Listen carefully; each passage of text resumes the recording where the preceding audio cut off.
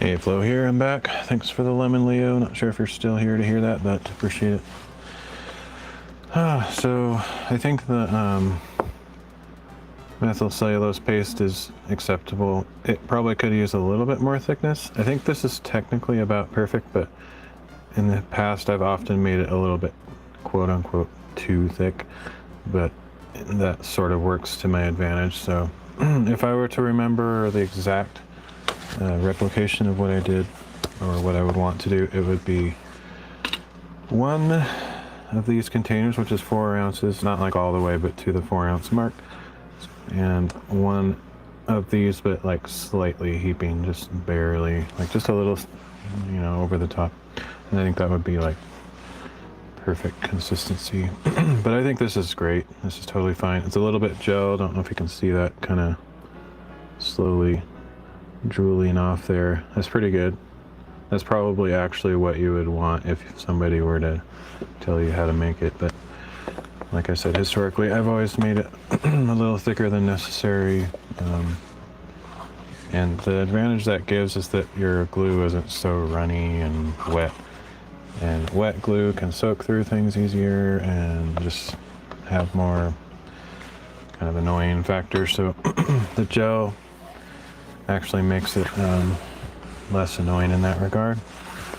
Problematic, I guess. But it's, I don't know, it's kind of negligible. I don't know if it actually matters. It's just my personal preference. And so, oh, I just realized, since I'm doing glue, I should probably have this little dish that I put water in, and I have this paper towel, this cut rag thing, so I can like rinse my fingers off when I get glue on them. Otherwise they tend to dry out and crack if I work with glue too much. So I'm gonna go get some water. I'll be right back. I'm actually still here, even though I'm 30 feet away in a different room, because I'm wearing my wireless mic. But I just went through a wall, and I don't know how well it transmits through the wall. Might be breaking up a little bit. It's kind of interesting. I actually don't fully understand how wireless mics and other wireless things work. I know Bluetooth, I'm generally familiar with Bluetooth and what its capabilities are. It can go through a wall, typically, as long as you're not too far away, but I don't know how or why that works. It's kind of scary, actually, because that means it's going through your body the whole time, giving us all cancer. But it is what it is. Okay, let's go for it. So the next step for today is to glue those pieces up there onto here, and I am going to do one last double check to make sure I have these in the right orientation. If I do, then theoretically when I flip this and flip this, they should stick, and they do.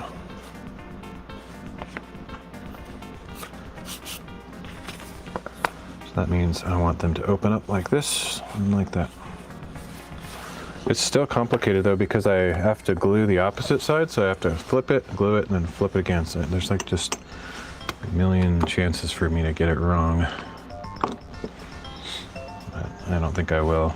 I've never really made big mistakes like that that I can remember, because I'm so careful, but I think it's just because I'm careful. Like if I didn't rehearse things in my mind and go super slow, I'd probably make all sorts of stupid mistakes. Not because I don't know, or that I'm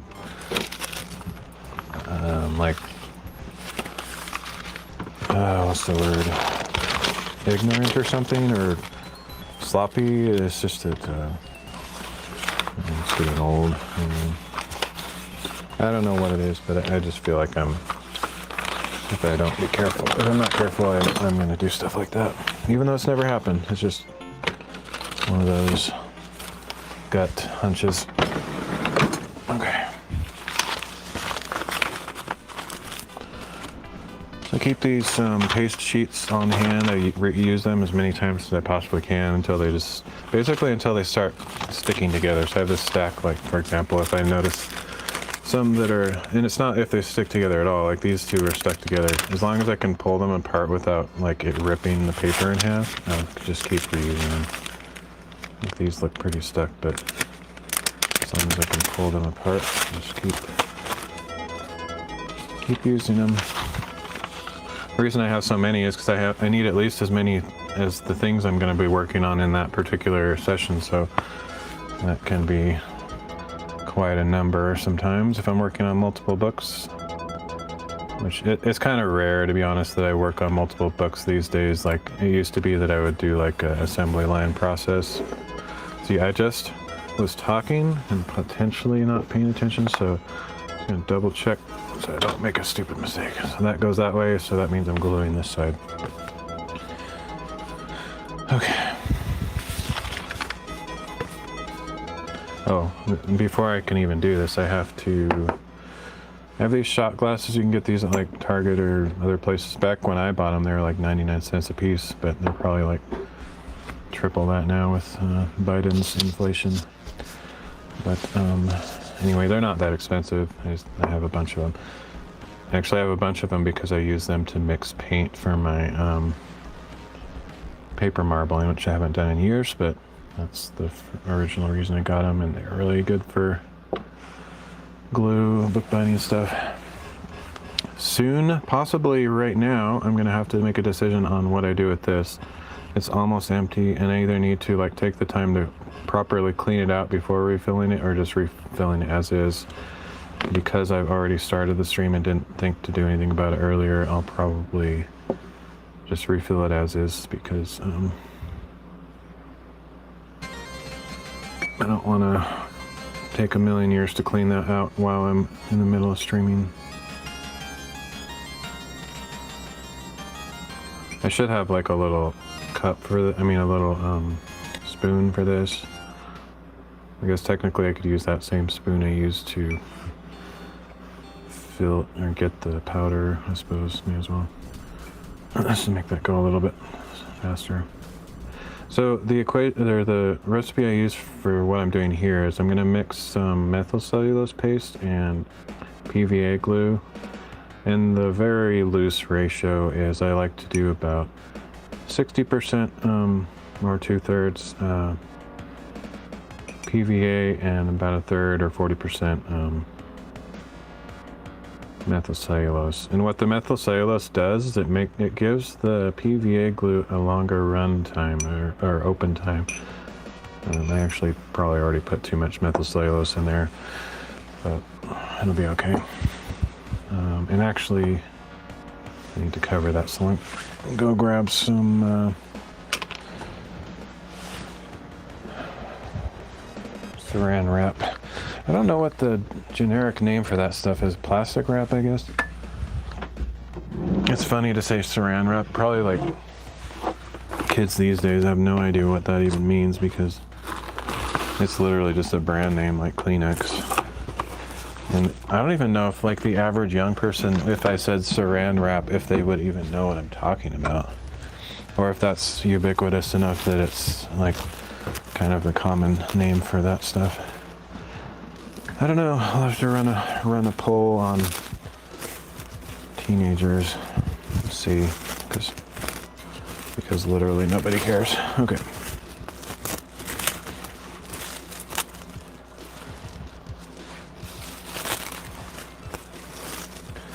I just double fold it so it's fairly thick. Might actually take another break because I need to clean that out or something. Yeah, I'll just go rinse it right now.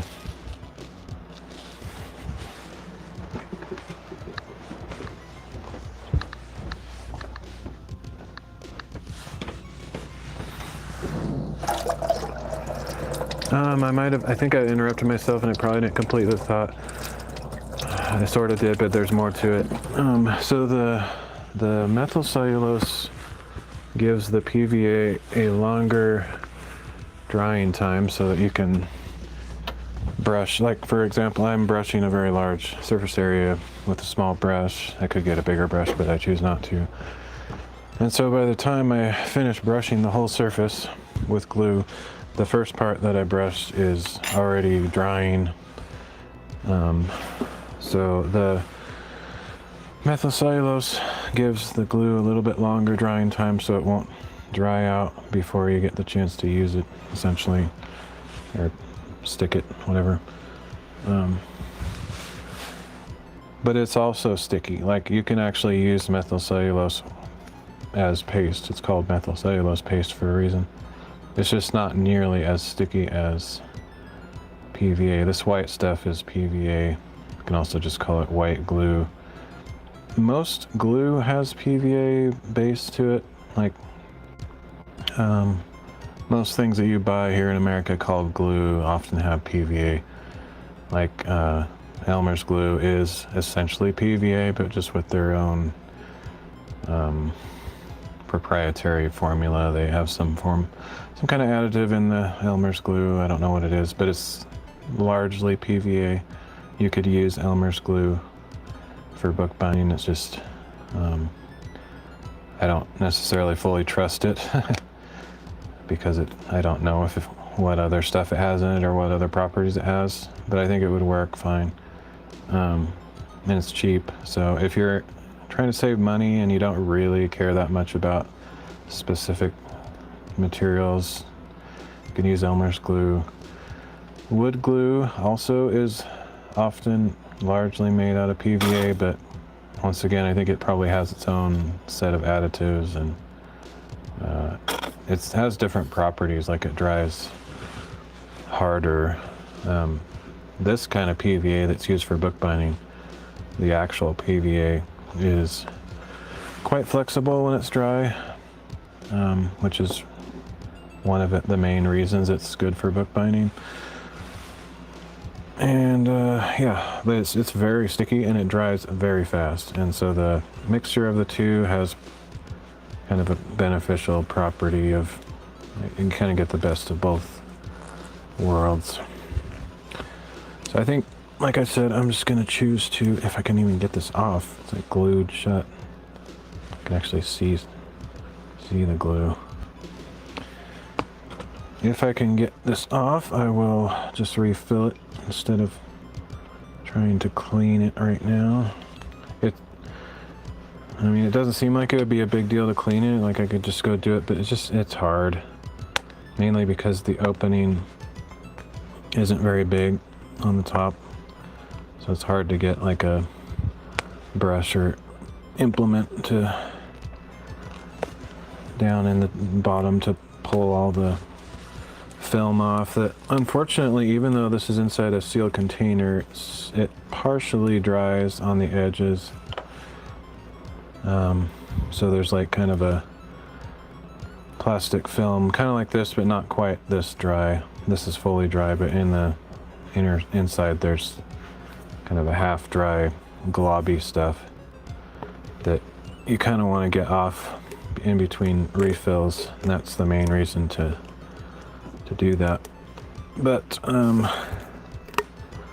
foregoing that. I'm choosing to just not wash it this time, just because I know how hard it is to get that stuff out of there. I don't want to take the time right now. But the reason I have a small bottle like this instead of a big one is so that I can occasionally clean it. If you have a giant bottle that lasts 10 years, you're not going to clean it except at the very end after 10 years. So that's kind of problematic in my opinion. I think this is as good as empty. Pretty sure. I guess I'll use this other stuff.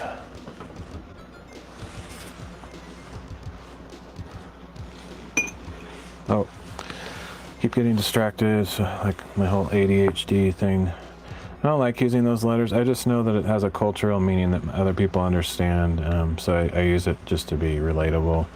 I think I have whatever that is, but I've never been diagnosed, and I don't really like those letters. It's kind of just an excuse or a stigma or whatever. I think it's just Okay, we all got problems. Let's just try to work hard and figure out our lives. Not rely on our ailments to excuse us from trying to better ourselves, kind of a thing. Okay, let's see. So yes, I have many issues, but I'm gonna try to do as best as I can in spite of whatever. All right. This big, huge bottle is, I think, almost, if not completely empty as well.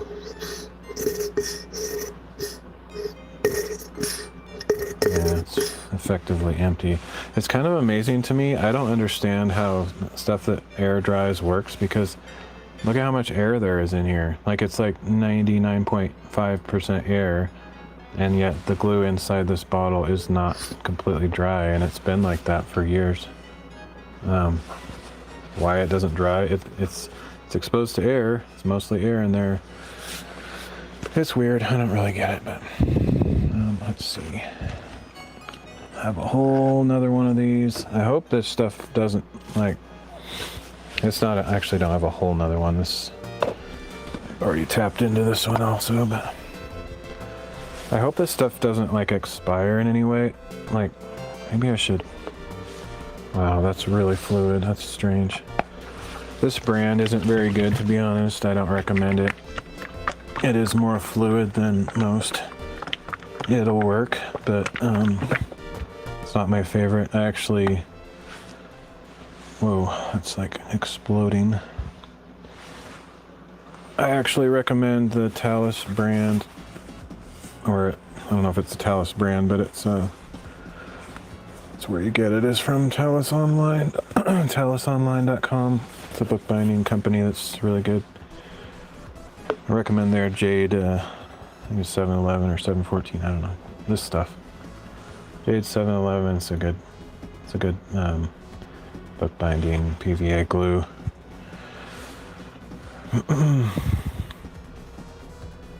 It's kind of expensive, but like unfortunately a lot of the, if you want to make really good books with the best quality materials, the materials are kind of expensive, but like if you're only making 1 or 2 books, you know, don't bother buying a bunch of fancy tools and materials. There's ways to kind of cheat the process and just use everyday, find at home kind of solutions. Okay, so that's full.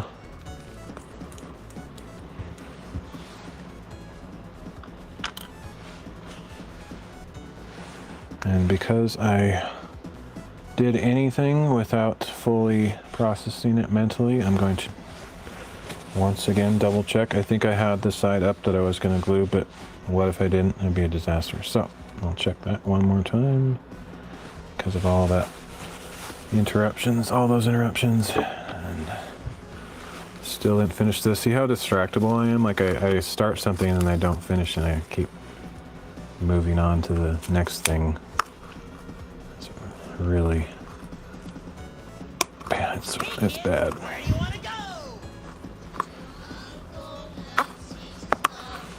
That might not be the appropriate rubber band for that one. Let me see if this is better. It is. Okay, so I'm going to pretty much fill this up because I already unfortunately put too much methylcellulose in there, probably to the point where I won't be able to get my desired 60-40 mix. Although since it's tapered, probably, even though it looked like I had about half full, it was probably less than half because it's smaller at the bottom. So maybe it'll turn out about right. So before I do that, we're gonna double check this like that. Wait a minute. This is like, stuff fries my brain sometimes. See, I was pretty close to doing that wrong. I was going to do that wrong, so it's actually good that I checked. So this is how it is when it's open, but I actually want to glue this side. So I think I was just about. I mean, I had it right originally, because here's that little spot that I saw before, but I think I was just about to reverse it accidentally, so man, it's crazy how my brain is failing me. Hey, the Cantu family, how are you doing? Sorry if you said that a few minutes ago. I was kind of in my own world for a minute. Oh, let me like to change the exposure down just a tad.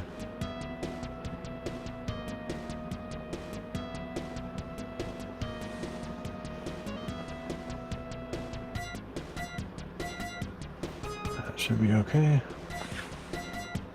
That might be too much, I don't know.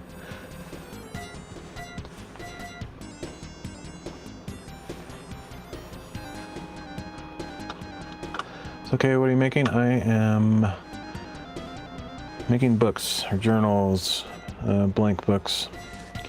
Here's kind of a close proximity or example of what I'm making. I'm making one that'll look fairly similar to this, maybe with slightly different colors, but yep, I also make these marbled papers on the end sheets, but yeah, making something like that. And then this has magnets in it so that it stays shut.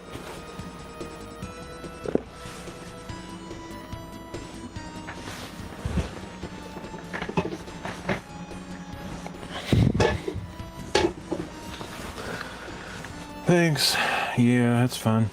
It's fun, but it's a very long process, so it's kind of boring for people to watch, but I enjoy it. It's like really relaxing. It's kind of like a lady that likes to crochet or something. It takes a long time, but it's enjoyable. Or doing like a jigsaw puzzle, you know, something like that. Do I sell them? No. I probably will eventually, just because I'll have too many for myself to use or to give to gifts as for friends and family, but it's not a profitable thing because it takes too long. Most handmade crafts and stuff, they take too long to sell them at a price that you get your time out of it and stuff. So I don't really like the idea of doing it for a business, but I'll probably sell some just because I get so many people asking me, and it'd be nice to be able to share my work with a few people that appreciate it, you know, that kind of thing. Like making soap, because soap, it takes like 3 hours a batch exactly. I actually want to get into that though. I think it was last year or 2 years ago, I bought some handmade soap. It's ridiculously expensive, it's like $8 a bar. But I really liked it, and I can't afford to buy that, unfortunately, so I can't really support somebody like that, you know. Sad. I'm very poor, so I can't buy handmade. Just like I can't sell mine to make a profit. I can't really support others. It's really shameful, but anyway, so I was actually thinking of getting into making soap for that reason, because I can't afford it, but maybe I could afford to make some.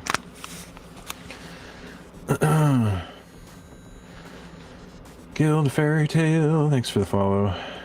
I can help you if you want. Nice, that'd be fun. Yeah. Do you live stream, or you have like a channel where you do crafts or anything like that? I don't. My problem is I'm so poor. I'm literally dirt poor. I have no money. My parents are actually helping me out. I can't even buy the supplies right now because I already looked into it, and like some of the supplies are pretty expensive. So, but once I have money, I might get into that, just because I think I would enjoy it. Okay, where's my brush? Yeah, it's always like that. I'm always losing things. Oh, I think I know where that actually is, though. I'm gonna need this and this. I have TikTok, but I don't do live well. I know exactly how you feel. Gotcha, yeah. No worries. I mean, of course, there's a zillion YouTube videos on it. I've watched a lot of soap making videos. Technically, I should just be able to do it based on how many videos I've watched, but my memory and information retention these days, I'm pretty old, and I don't remember stuff, so if I want to do something, I have to like review my knowledge like 5 minutes before I do it. Otherwise, I forgot already.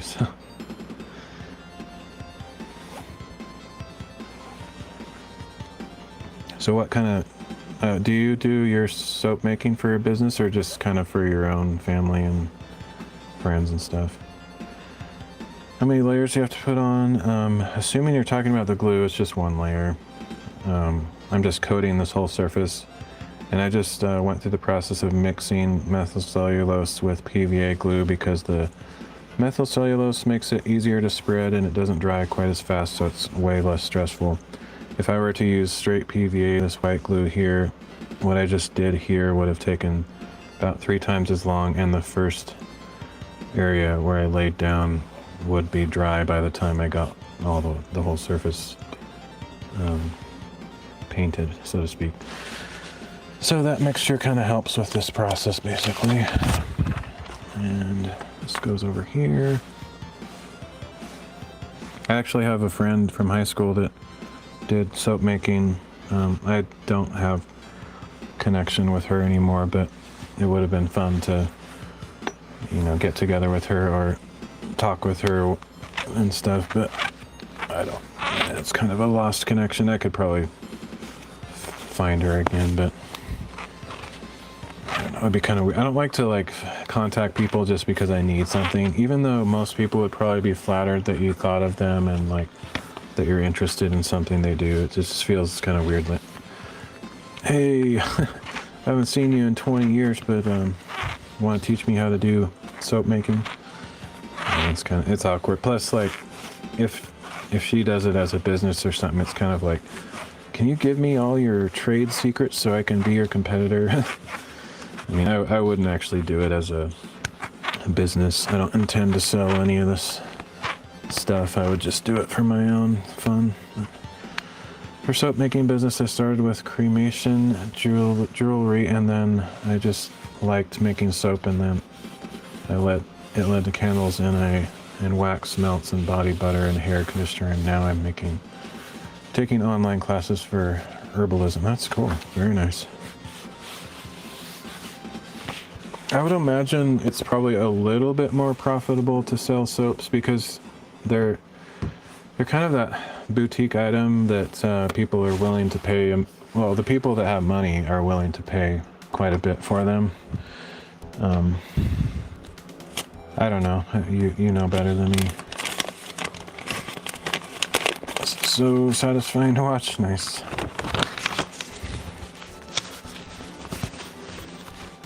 Yeah, if you stick around too long, though, it can get kind of boring. I just did a stream earlier where at the end of it, I was just mixing this glue for 10 minutes straight. And then earlier than that, I was ironing this thing for 10 minutes.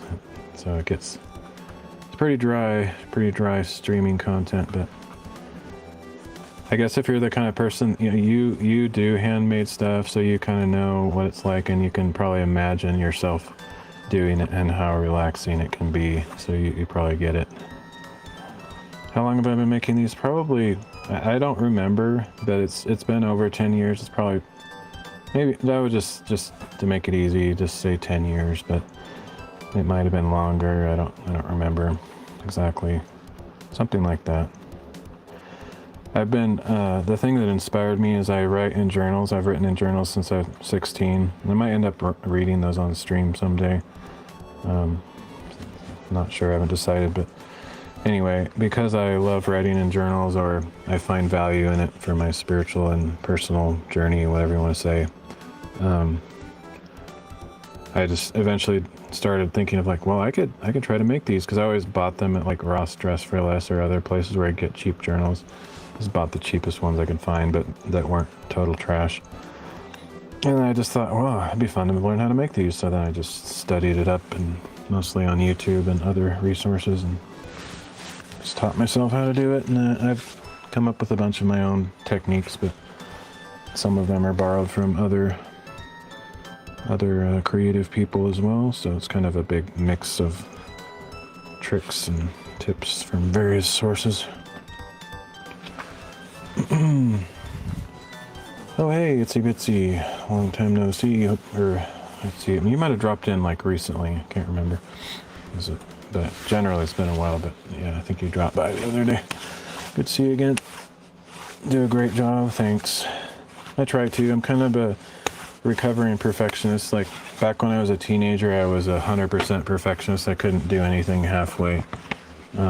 But now, as an adult, like later in life, I discovered that it's kind of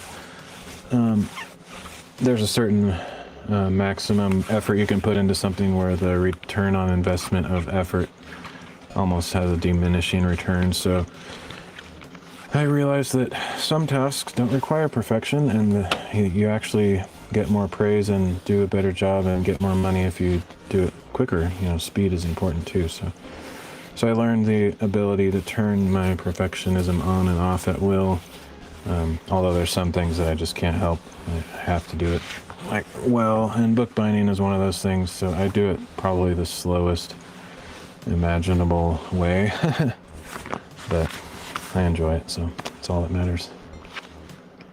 You see a face? Where's the face? Is it like these two eyes and a nose and a giant mouth? Or I have the habit of seeing faces here. I'll make a face for you. Anyway, I have that thing where I see faces. There could be faces elsewhere. I don't know. Not sure what you're looking at. Oh, on the material? Nice. Is it this one? There's two eyes and nose. It's actually almost the same face as the one I just drew. Two eyes that are kind of far apart and a smile there. Yeah, I actually, I'm extremely good at seeing that stuff because I do that habitually. I also do sketch streams, and most of the time I start my sketches with a scribble, and then I look for shapes in the scribble, so I'm kind of attuned to doing that.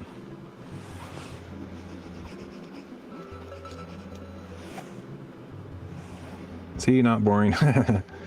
Yeah, well, as I was saying in my last stream, the streamer's best content is the chat. So you're making the content, like basically you're complimenting yourself. I mean, whether you like that or not, that's actually the case. 'Cause you just made that content by seeing the face. I wouldn't have said that otherwise. Okay. Here we go. I don't remember if I flipped that over. I should have. I'll do it now. It's not too late.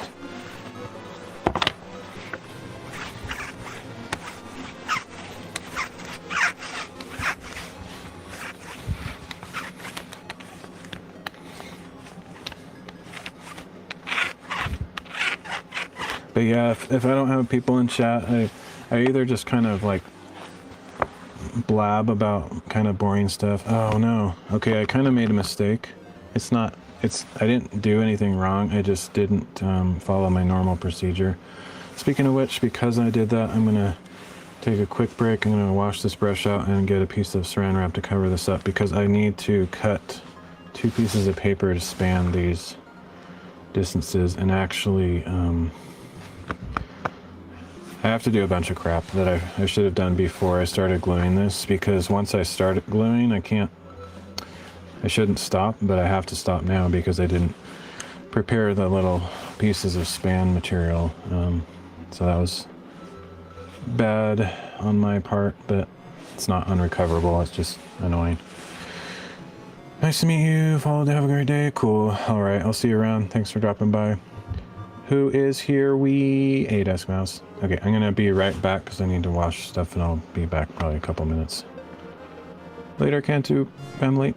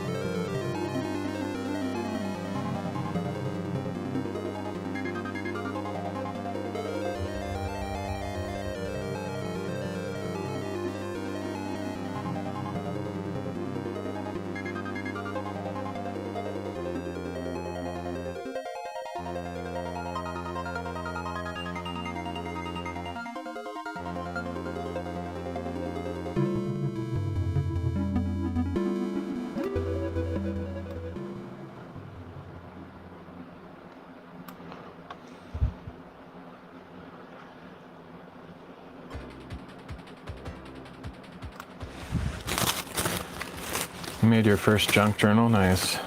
Was that you I was talking to about that, like, terminology, how weird it is? I think it probably was. I remember that conversation. I just forgot who I was talking with. It was a while ago.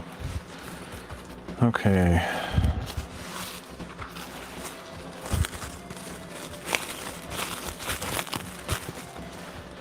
There we go.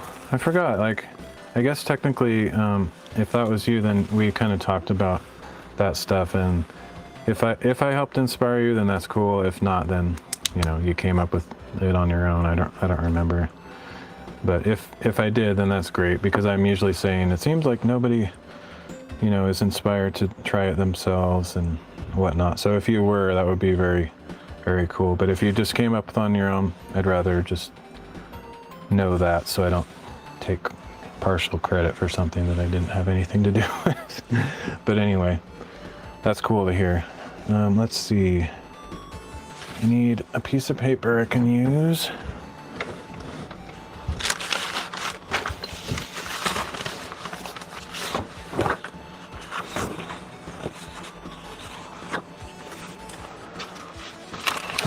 I need to make a decision about the cover also. This is, I should have, there's so much thought I should have done here.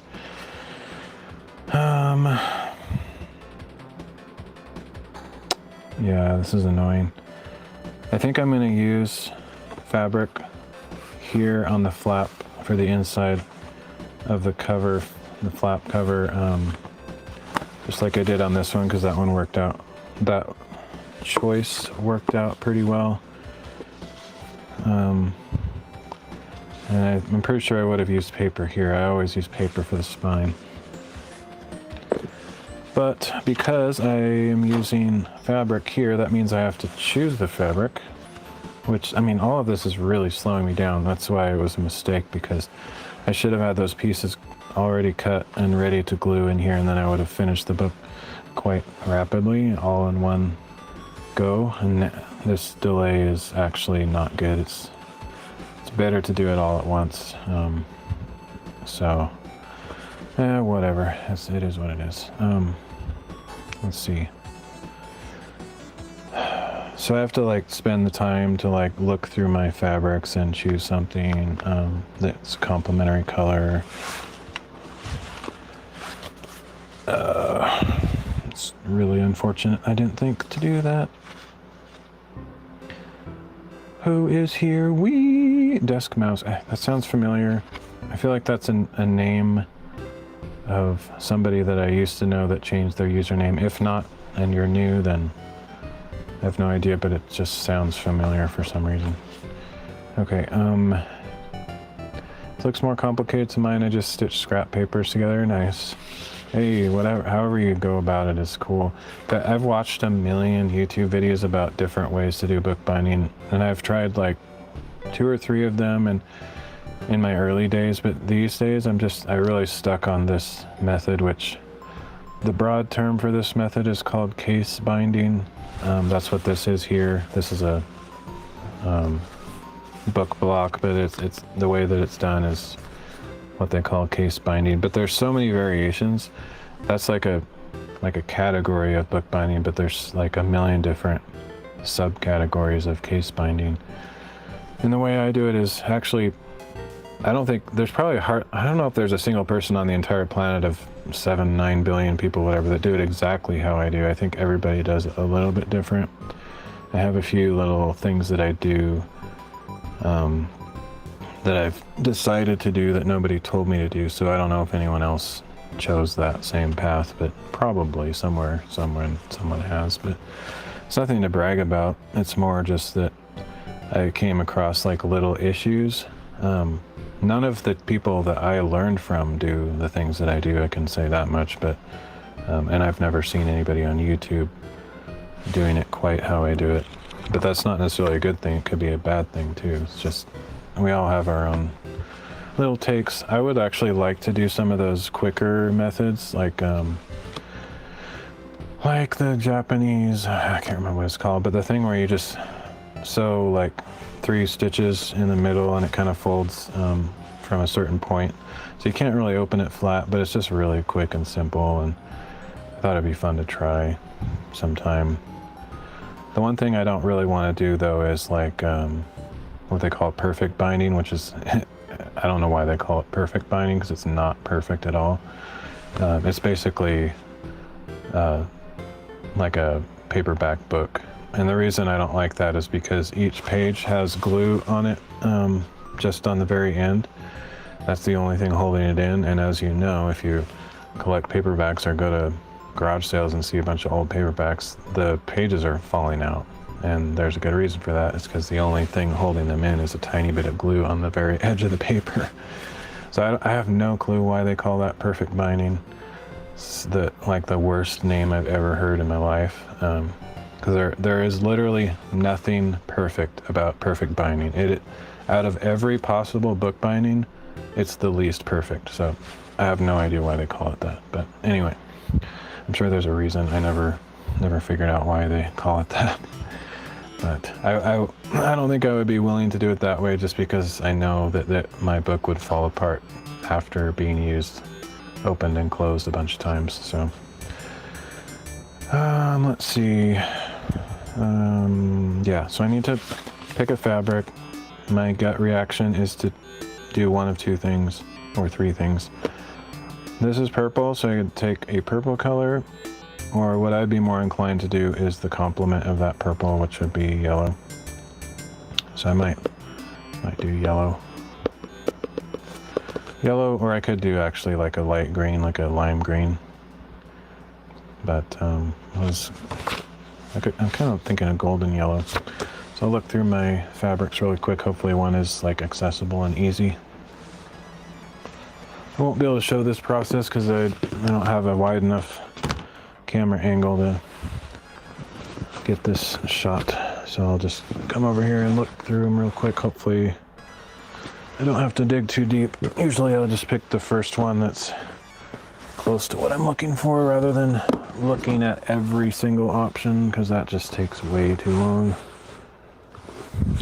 And if something pops out at me that is not a solid color, I would maybe tend towards that.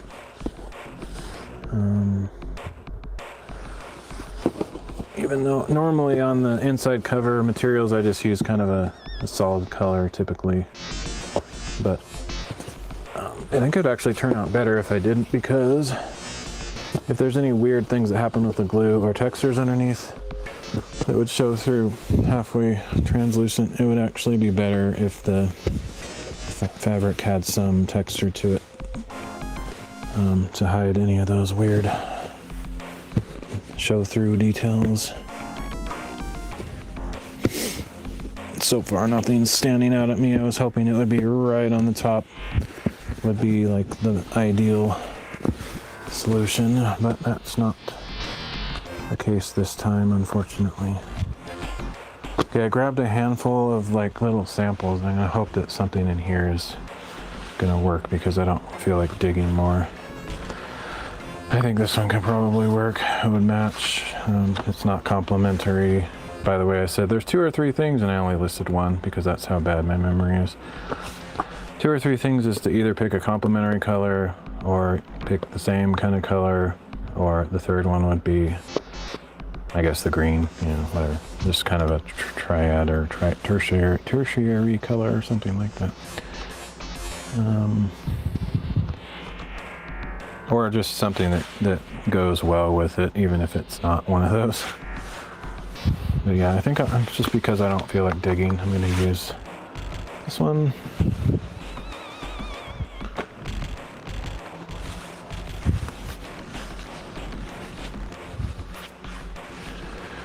Oh, it's so annoying. It's really, really annoying that I didn't do this already, because it's not quite catastrophic, but it's a pretty poor decision and bad mistake. It wasn't even a decision though, I just forgot. You can't call it a decision if you just completely forgot.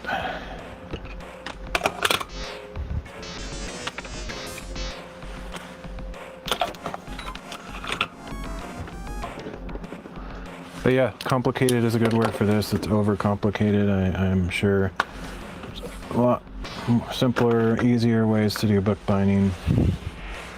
So hopefully I'm not doing a disservice to the bookbinding community by making this a bigger deal, and then the people that might have otherwise gotten into it are like discouraged because they're like, oh, that's too hard, or that takes too long. But if you're an industrious, creative person, you can easily figure out ways to do this faster than I do, because I don't do it the best way by any means. I do it the way that fits my personality, which is kind of, I guess, perfectionist in this sense, or wanting to produce a really refined, high quality result, but it's probably overkill, to be honest. I know there's things that I do that are overkill, and I could even tell you what some of those are for anyone interested, but you could cut corners, and it wouldn't even be it wouldn't even be cutting corners. It would just be being reasonable about certain things. Not trying to build a book out of bulletproof materials, you know. You don't have to do it quite as extreme as I do. Okay, so this is annoying. I didn't even like measure anything, so I need to. Man, this is bad. There's like a million steps that I just skipped because I was absent-minded professor. It's been too long since I've done this, so I just forgot. That's all it is. I just forgot. It's better to have all these parts ready to go and just slap them together. Okay, so I'm gonna go 10 centimeters. That's more than I need, but I do need a little bit of overlap onto this board. And I need to go almost to the end of this. 10 is what you see here. So hopefully I can remember that, because I'm not going to write it down. I trust that I can remember one piece of information. And the height. I need to go, oh, actually, you know what? I'm thinking I might back it with paper. Even though it's not good in one sense, it is good in the other, so, man. I have very mixed feelings about that. I think I should do it though. So that means, let's go 12, and then this way we'll go about as big as this thing, which is, I don't know.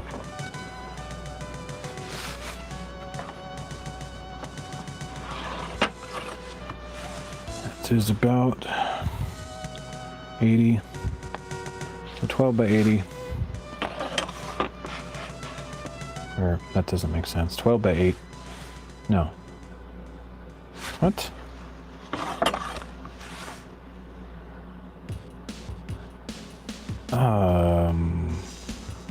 What? Oh, 180. I don't like this ruler that much, actually. It's like 10, 20, 30, 40, 50, 60, 70, 80, 90, 100, and then it just says 10, 20, 30, 40. So I'm like, I was looking at that and thinking 80, but it's actually 180. I mean, I knew that was wrong because I know how big centimeters are, but I could have easily just done that wrong. And so it's 180, or 18, I guess. So basically 12 by 18 centimeters.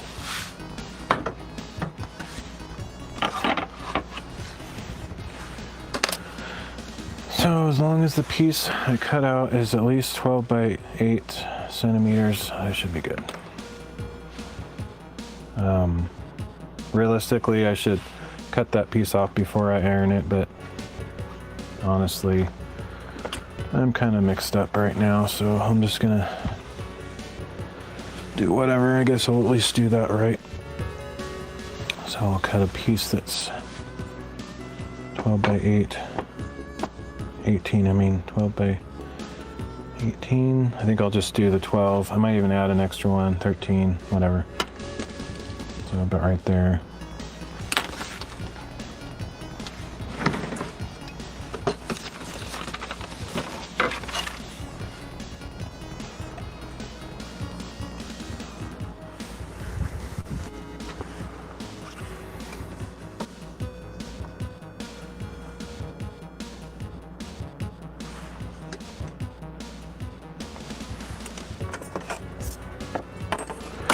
Good enough. This is ridiculous. I don't like this. Some of these details, even with me with my ability to be perfectionist and take a million years, some of these things annoy me because they feel like not necessarily overkill. It's more that there's like positives and negatives to what I'm doing here, and I'm not sure if the positives outweigh the negatives, and you will have no idea what I'm talking about unless I actually describe what I'm talking about. Is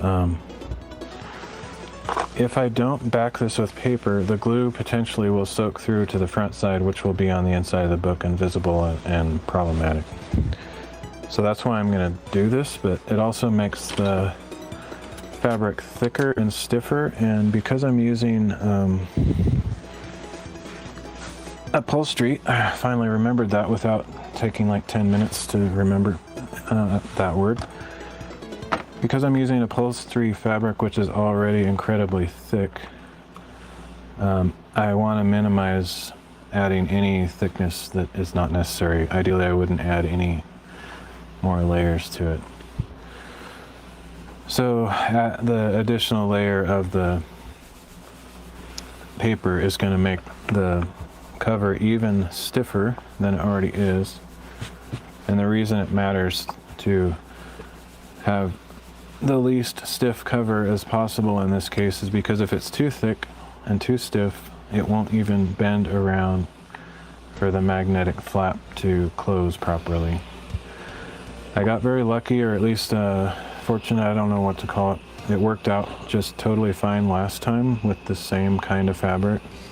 But I think last time I did not use a paper backing. I just glued it straight onto the fabric, which has the issue of the glue possibly soaking through and whatnot. But I think that time, if I remember right, it all worked out good. But I kind of feel just like I was lucky or something, not necessarily something I can rely on. So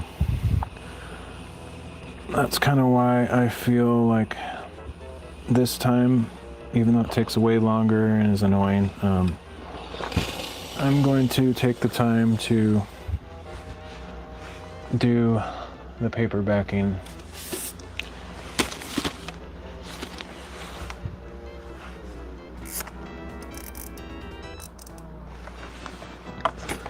All right, a million steps just for this tiny piece of fabric. That's why it's frustrating. I'm like, I'll spend an hour just to make this tiny piece of fabric for the inside of the cover, and it might not work. Like I might spend all that time and it might be too stiff.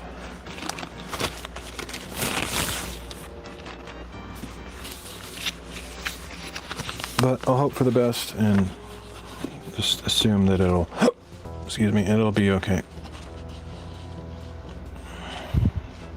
There's actually a lot more fudge room in bookbinding than I might make it out to be. But I'm very willing to admit that. So I would like to be honest about that. And if somebody were to ask me, and since nobody's in chat to ask me, I'll just try to think of possible concerns or questions somebody might have, such as, do I really need to do that step? That sounds like or seems excessive. And I'll be like, nope, you don't need to. I do it, but it's not necessary. Okay. The easiest thing, honestly, for something like this, and if somebody was in my situation and needed some kind of covering for the inside of their magnetic flap on their book, would just be a piece of paper. You could use a very ordinary piece of paper, like a piece of cardstock, just a white piece of cardstock, which I wouldn't recommend. Super boring, but or you can go to Hobby Lobby or someplace like that and get a piece of cardstock with some cool design on it, and that would be just as easy, but it would be more interesting. Okay, this is not looking square at all. This is way smaller than that is, which means either this side isn't square or this side isn't square. So I'm just gonna flip it and assume that maybe this is not square, because this looks possibly a little better.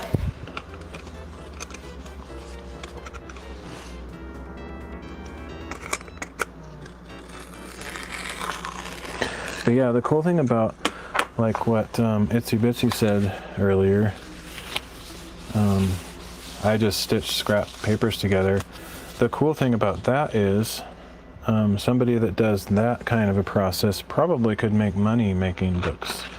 And the people that she would sell to would be just as happy, maybe more happy than somebody that got a book like mine, just because she could sell them for cheaper if she spent less time on them and maybe less materials and all that.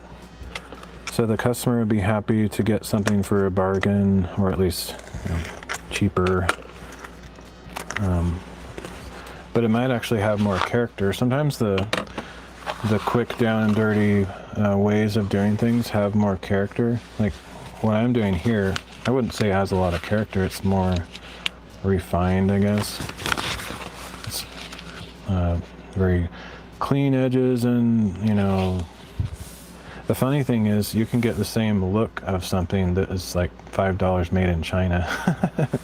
Just as clean edges, straight edges, nice, fine looking. It's $5 made in China. So that's kind of why it's hard to get into handmade stuff, because you're competing with that same market, and most people don't really know the difference. And in some cases there isn't a huge difference. Some like cheap made in China or Vietnam or Mexico, wherever, it doesn't really matter, where the cost of labor is very low. Some of that stuff is actually perfectly good, nothing wrong with it. So I don't play the fake marketing dishonest thing where I'm like, everything else sucks, you should buy this, because I don't really want people to buy my stuff. I'm not trying to build a market for, or a demand for a product that I can't fulfill, plus it's not profitable for me. So I'm looking for my rice paper. I don't know why it's, oh, here it is. It's actually where it should be. I just didn't see it.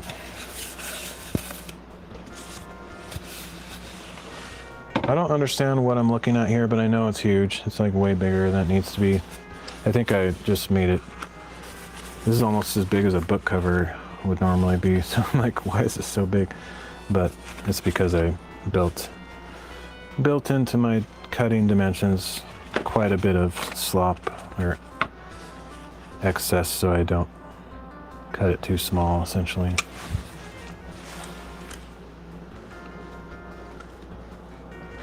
But yeah, the cool thing is, and I'm the first to admit this, because of industry, I can't even think of how to say that word.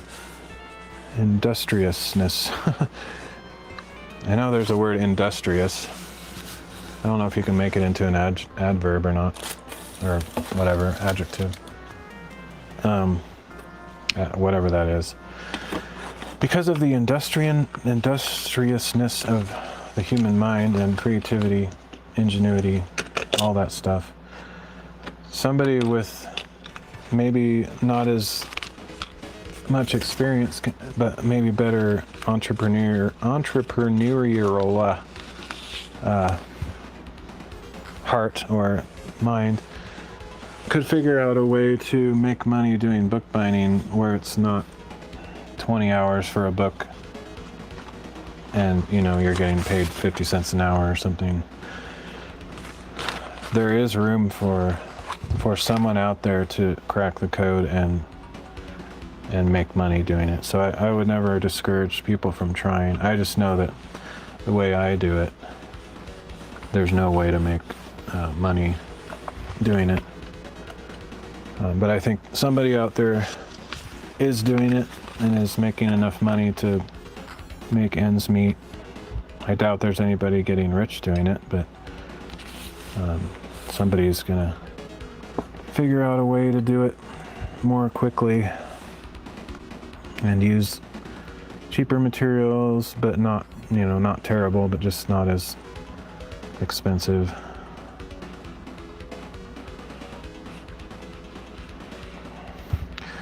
And even a person like me that does it the way I do, I could cut corners and do it quicker also, and probably figure out a way that I make enough money to make it somehow worthwhile. I can't crack that code though. I can't figure out any scenario where the time that I put into it could be built into the cost of the item enough that I would feel like my time is being well spent in a business context. Because you could literally work for half or 1/3 or a quarter of minimum wage, which is illegal. Like, go to McDonald's, the worst, most difficult job for the least amount of pay, and tell your boss, you know what, I'm just that good of a person. I refuse for you to pay me minimum wage. I want you to pay me 1/5 of minimum wage. And they wouldn't be able to do it. They would want to, because they are greedy and they want to take advantage of people like they already do. They wouldn't be able to legally, but if they did, you would be making more than twice as much as I would in the best possible scenario making these books. So it just doesn't make sense. Even if I cut some corners and was a little bit more efficient, I can't make up for that big of a disparity. And that's minimum wage. That's 1/5 of minimum wage. Minimum wage is not a livable wage.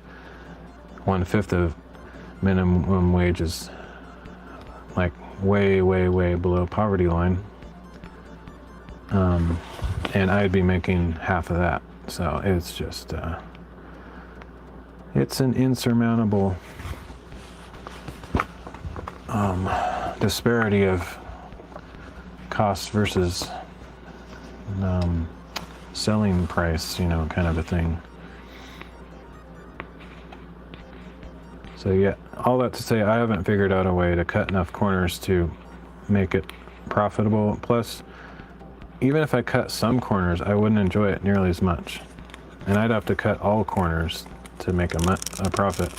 Basically, you'd have to find some vendor in China that makes something kind of similar to what you make by hand and just order them, import them, and sell them. You wouldn't be making anything. You would just be reselling something imported from China. That's the only way it can actually work. And then what joy would I get out of making books, Plus there's already 100 million people out there on, sadly, Etsy, because it was never supposed to be that, but there's people that just buy stuff from China, put their brand name on it, put it on Etsy, and call it good, or on eBay or Amazon or 100 other marketplaces. I'm not saying there's anything wrong with that. I'm just saying there's nothing handmade about it, at least not by anybody around here. But I have no shame against that, because if those people are making money, they're supporting their families, then great. I have no problem with that. The only problem I have, the annoying thing that I think is annoying is, oops, wow, that was crazy. Oh boy. I forgot my ironing board and was ironing straight on my plastic cutting board. The only thing that I don't like about that is the fact that Etsy has been overrun by those imported things that have no handmade aspect to them. Because originally Etsy was supposed to be all about handmade marketplace. Kind of like YouTube was originally about random people that aren't celebrities just uploading their home videos and funny things and you know, creating memes and fun experiences for their viewers. And then you know, now it's all about high production, cost $1 million to produce episodes, and those are the only people that generally make money off YouTube. So it's not YouTube anymore, it's Netflix essentially.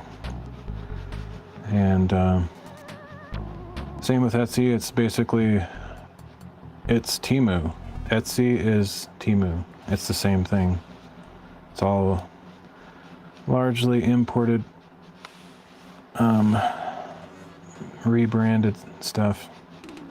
Maybe it's customized, like for example, there's a lot of, and I've looked through this to verify I'm not making stuff up. There's made in China, $5 books, but the person that runs the business from the US or whatever just like has an embossing machine, and they'll emboss your name on there before they ship it out or whatever. And that's a valid business model. It's just that it's weird that that's what Etsy has become, you know?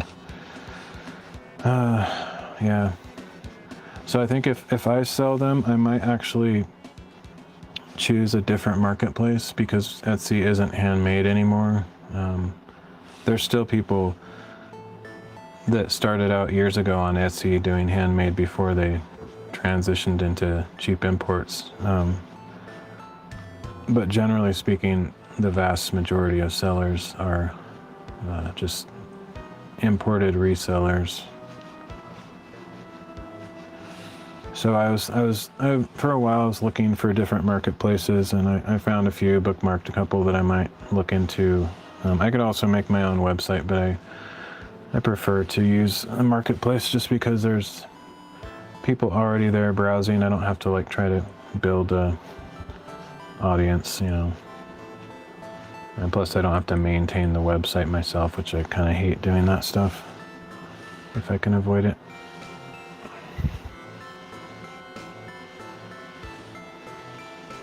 So this is the part I was talking about earlier about, yay, you get to watch me iron something at 1 inch per hour.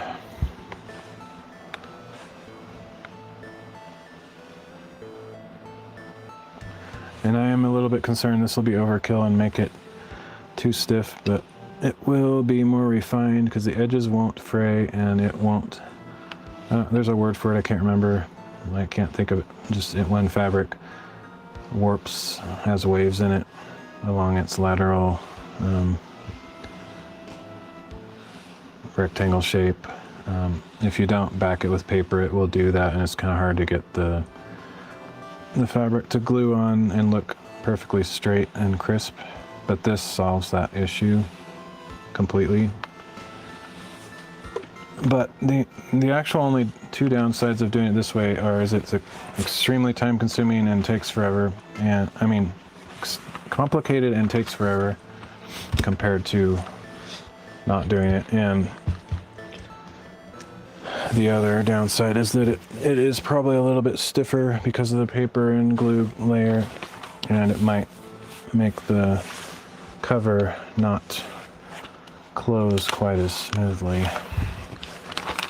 But it's a weighing of, you know, benefits and detriments, I guess. Okay.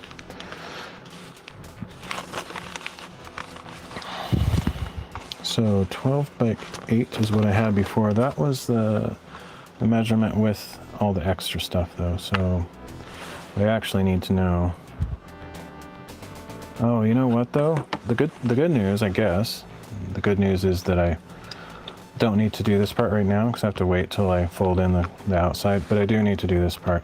So in reality, all I needed to do, well, I should have had that piece done anyway, but so it was good that I just did it now, but really the only thing I needed to do is cut this piece of paper before I go to the next step. But I would have gotten to this point not long after, because I'm going to fold these in. It's extra border areas. And then at that point I would have put the fabric on there, so it's fine. It's just, technically speaking, all I needed to do is this piece of paper right now. But, you know, minutes later I would have had to do that part also.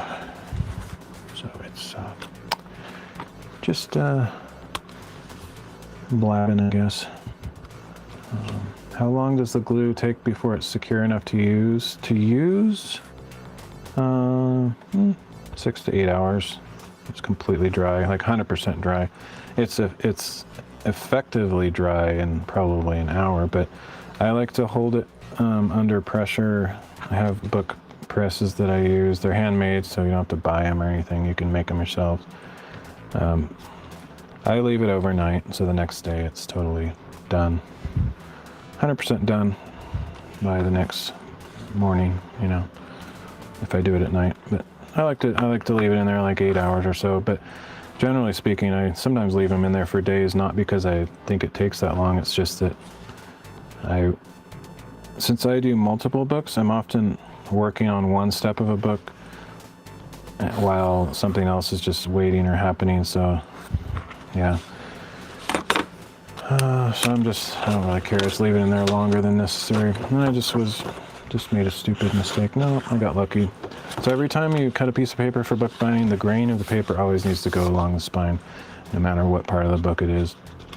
I got lucky because it's this way. The way you can tell is you can either like get a really shallow line, light on it so that you can see the cast shadows, and you'll see like a grain direction, like you can see lines going this way kind of. You can also see lines kind of going diagonal, which that's something else. I don't know what that is. But the other way is to like bend it like this loosely, and whichever way bends more easily is the grain direction. So I got lucky, but I did actually forget to check that before I started measuring things. I'm just kind of absent-minded today. I'm distracted with things that are going on in my life, but also I haven't done this for a while, and I think I'm experiencing brain rot in general, so it's just what it is. Okay. On the papers, I mean, yeah, PVA glue dries really fast. It's not quite as fast as super glue, but it's like one step behind that. And even super glue, like, most people know this, but some people might not. Super glue is not instant drying like they market it as. It basically creates a temporary bond within like 1 minute or something, but in reality it takes hours to fully cure. So, and most glue has 2 times. The advertised short, ridiculous time is what they want you to believe, because that gives them, you know, a mental advantage. That's why you buy it, is because, oh, it works so fast. But if you actually read the small print, every glue takes about 10 times or 100 times as long to fully cure as the initial drying time. But yeah, PVA glue dries within like 1 to 5 minutes, where if you tried to pull 2 pieces of paper apart, they'd rip the paper before the glue would pull apart. So it dries very fast, but to be fully dry, I like to wait overnight. I know that's a long answer. You probably left already or went to sleep, but that's the actual answer.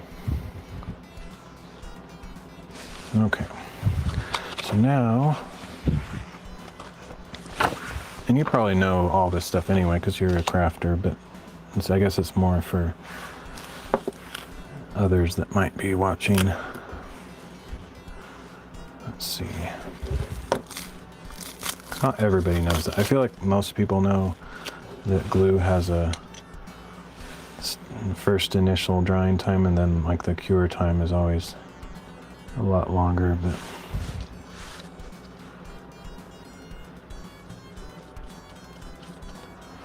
the other thing, this is a very obscure thing that no one's going to tell you. I could tell you hundreds of these details. because the glue is drying, it's also affecting the paper and the boards that it's being glued to. And the way I can show you that is an easy visual demonstration, and anyone that's worked with paper and wet glue will know this already, but it makes things curl. The side that you're getting wet is weaker. The fibers are weakened and loosened by the moisture, and so they stretch. And that's what causes things to curl like this. This side is wet, so it's stretching. This side is not wet, so it's staying the same. That's why it curls. And so you actually want to, you want things to dry fully before you release them under tension. Otherwise, you're going to have a far greater chance of curved papers, curved book covers, etc. And there's actually a lot more nuanced detail to it than that, but that's kind of the general idea. So even if the glue kind of dries shorter than that, it's better to leave it in a little bit longer, just so that you're less likely to have weird curved surfaces. I want to try that Fabri-Tac glue. I've seen them use it on journals on YouTube, but I can't find it here. I've never heard of that. It sounds like a cool thing to look into. I'm kind of used to the materials that I use, but I am actually also very open to trying different things. So if I found a better solution, especially if it was cheaper, I wouldn't choose it just because it's cheaper, but if something was as good or better and cheaper, I would definitely switch, like, right away.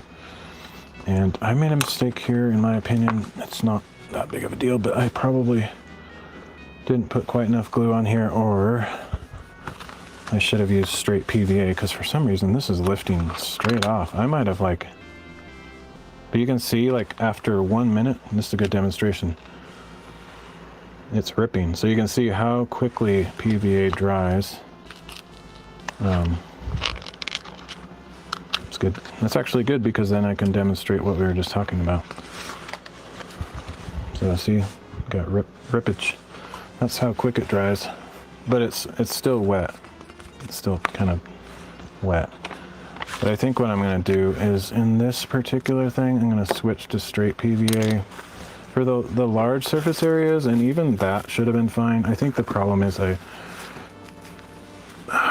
this brand kind of sucks, to be honest. It's very watery, and I'm not happy with it. I think I might actually, I do have some of the better brand. I might have to remix this and switch to that. We'll see. I might be able to make this work, but the other brand is way better. I'll just put it that way. But since I have this here, I'm just gonna use the same not as good glue, but I'm going to use only straight PVA. And even though this is damaged, it's not really damaged, because it's gonna be glued. So you might think, oh, he's reusing a damaged piece, but in reality, this is what repairs look like. I've done a few repairs, emergency things like this, where I'm like, oh no, I did something that sucks, I need to pull it off, and this is what a repair looks like.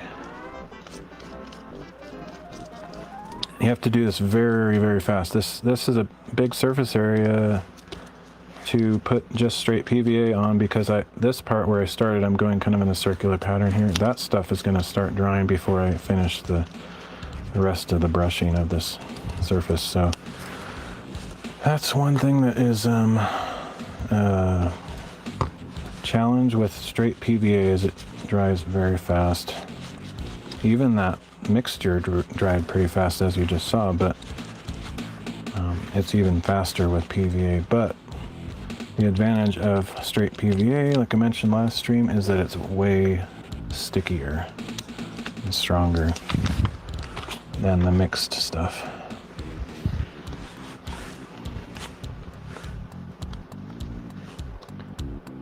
But in reality, even though that ripped off a little and you think, oh, damage, damage, damage, it'll be completely glued inside about 5 layers of stuff, so it's not going to be visible, and it's also not going to affect the quality in one shred or iota.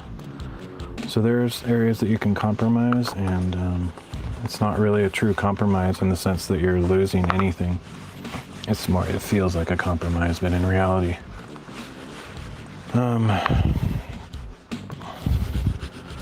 it's not that bad. That's a really good question, Pompey. I don't have it on the top of my head. I could estimate some of the stuff. You could get a small bottle of glue, probably for $5 or $7. That'll last you for like $100. I mean, oh no, that's maybe an exaggeration. You could probably make like 40, 50 books out of this thing like this, maybe. That's okay. Let's just say you can make 20 books, just to be conservative, with a thing this size. Possibly, maybe not even that much. Doesn't matter. You can get if you're only making 2 books, get a smallest bottle you can find, because the glue is kind of expensive. It probably costs you $5 or $7 or something for a tiniest bottle you can get. Buy the cheapest garbage brushes for 50 cents from the cheapest craft store or Dollar Tree or less. Then you can literally any brush will do, even a foam brush for 10 cents. These, you can find them for $1 at, like, I actually bought some at Dollar Tree, but a good one will cost you $3 or $5. Definitely need this. It's called a bone folder. Paper, depends on what you want to use. You could just use standard office paper for $1, $2. I use like high quality art paper because that's just what I prefer.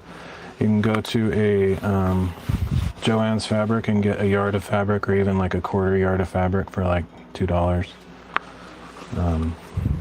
Like a yard of fabric is going to cover like a lot of books, like 10 books or more. So use any fabric you want. You can buy tissue paper from like Dollar Tree. Just a pack of tissue paper like this. Their party department, not this brand, but something like this, just white tissue paper.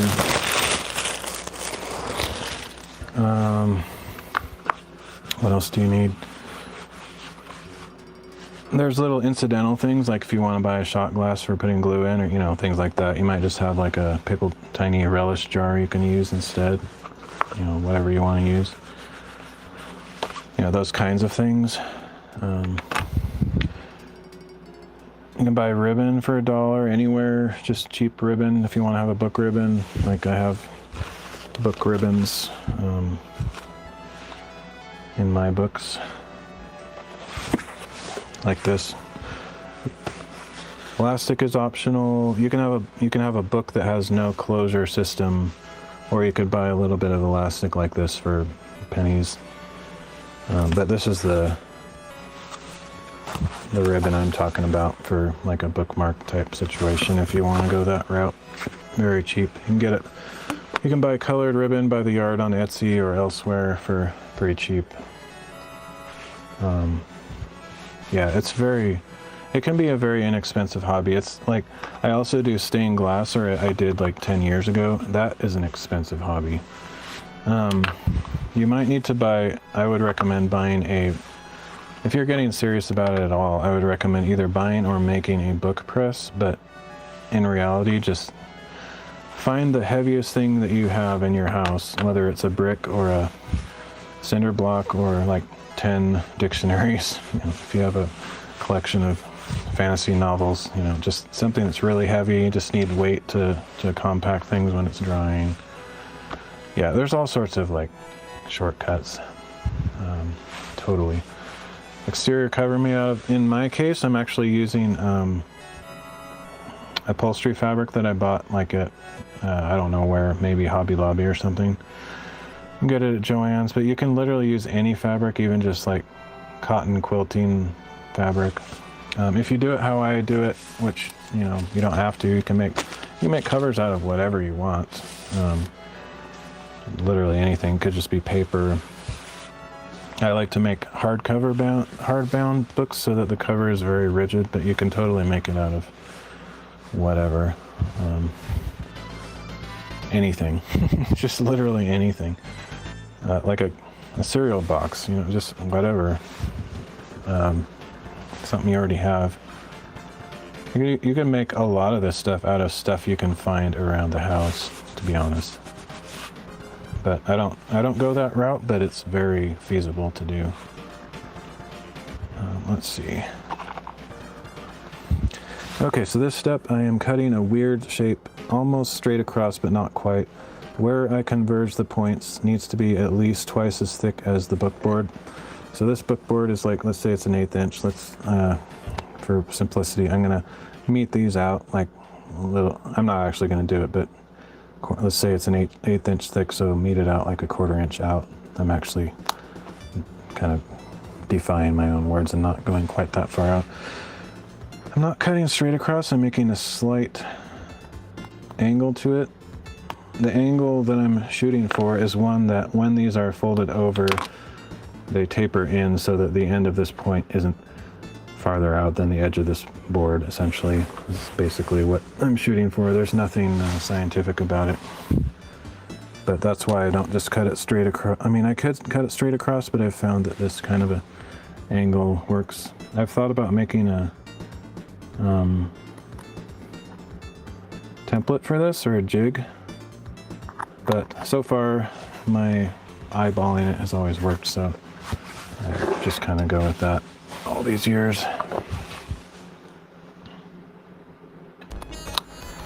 It's actually way easier with literally everything is way easier with thinner fabric.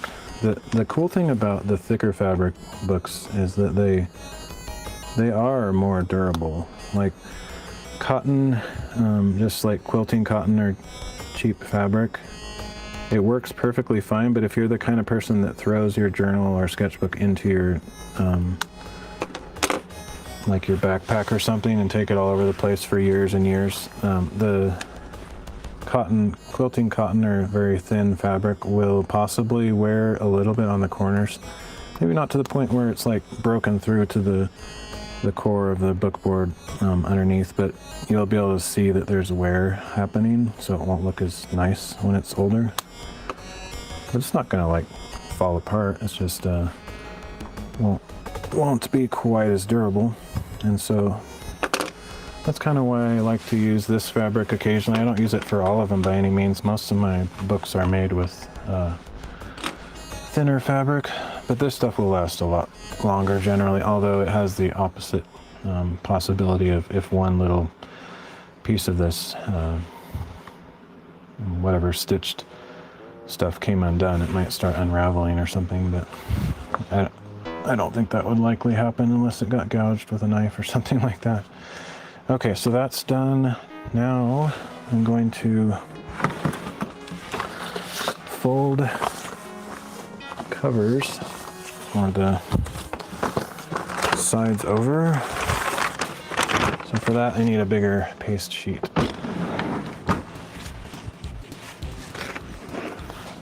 And this step is 100% mandatory to use 100% straight PVA glue. You can't use the mixed stuff because this takes a huge amount of effort to fold this over. See how it wants to snap back?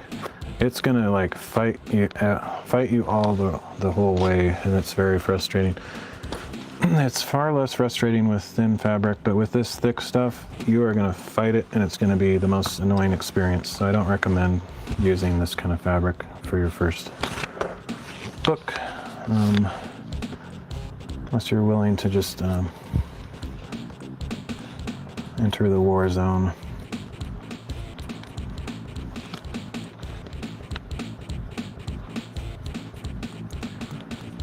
And you don't want to have so much glue on here that it's like pooling up and gonna squirt out the ends. There, a little bit is gonna squirt out anyway when you fold this over. You do want it fully coated though, so you don't want it to be dry at all anywhere, otherwise it won't stick at all. But too much is counterproductive. I just put a coating on and spread it out enough so that it's not like creating ridges anywhere. It's just relatively flat, but it's obvious that I covered everything. So enough to be sure that I covered every possible spot with a generous amount of glue, but not so much that it's gonna squirt out all over the place. And get this out of the way. You can do this trick where you just kind of use the board itself to help conform and fold that first initial thing, but you're still going to have to put your muscle into it. This is frustrating. I will not pretend it's not. You're going to hurt your fingers. Your fingers are going to be sore because you're pushing so hard. If you don't push hard, it won't stick. The key to PVA is time and pressure. So pressure is pretty much as hard as you can do. I mean, a machine could do it harder and it would damage it, but I don't think anyone's strong enough to damage it. So just push as hard as you possibly can until it almost hurts your fingers. And hold it in each place for like 10 seconds if you want it to really stick. For some reason I've noticed that time is the factor that gets it to stay in place. Time plus pressure. So I'm pushing hard and I'm holding it for at least 10 seconds more is better. And then it will generally stick, but that might pop off and I'll just have to push it back down again.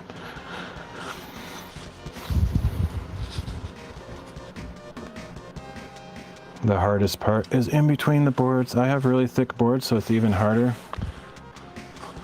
Thinner boards are easier, but then your book won't be as rigid and stuff, so. Personal preference thing. Is when the cover forms a bow or a bend in it. And that's going to happen more often. The bow is because of changes in temperature. I mean, changes in moisture content. So, if you're in a humid area, there's a good chance that the book is going to have a bent cover over time. Or the other thing, which is hard to explain, there's a million examples of details of how it you use glue on one side of the thing, not the same amount of type of glue on the opposite side, but you have to try to keep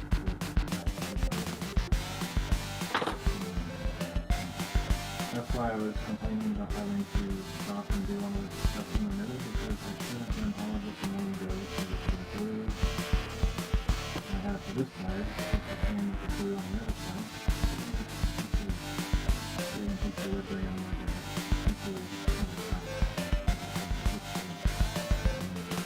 because I had this giant pause between them, where I stopped what I was doing and put this paper here and left this fabric here.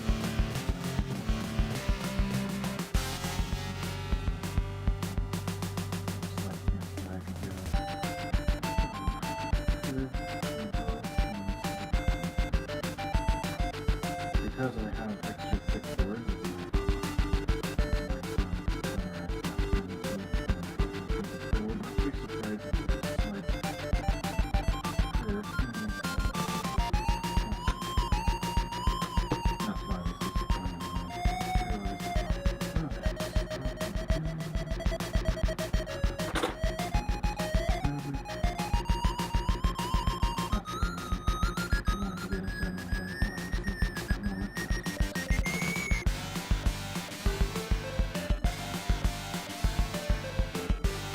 this part inside where I'm trying to wrap around the contour of the thick board and with this incredibly thick fabric is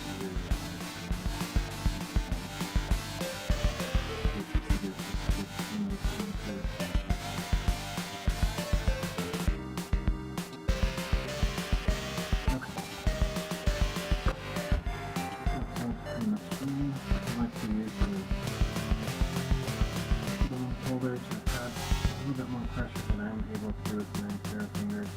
But I could do that with my fingers, but I'd be like pulling my fingers. It's a rough thing. Because of the amount of pressure.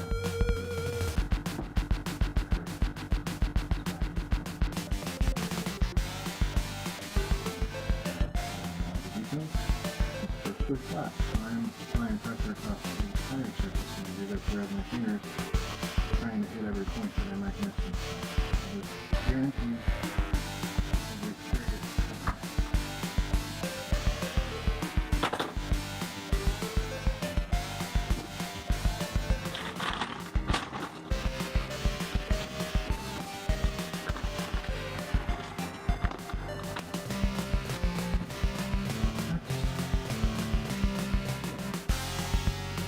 do the long sides first, both sides last. Kind of like wrapping a present.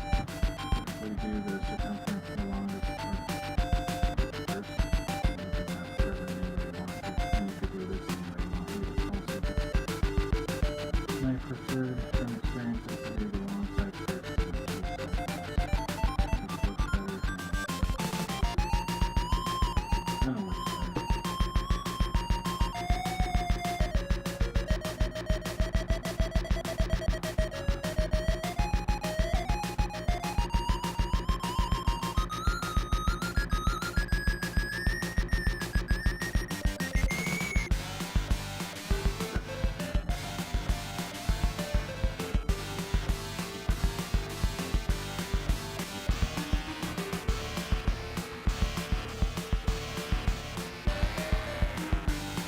Also, because the other reason it's annoying that it has to wait, or that needs to delay between steps, is normally I would do the cover all in one go relatively quickly, and you would go pretty fast and all the pieces together ready to finish. And then I would have put it in the book press with pressures. Oh, there's a bunch of other things, like, I don't know if it's like you need some kind of thread. I like using really everyone that does it as a serious hobby uses Irish linen thread specifically.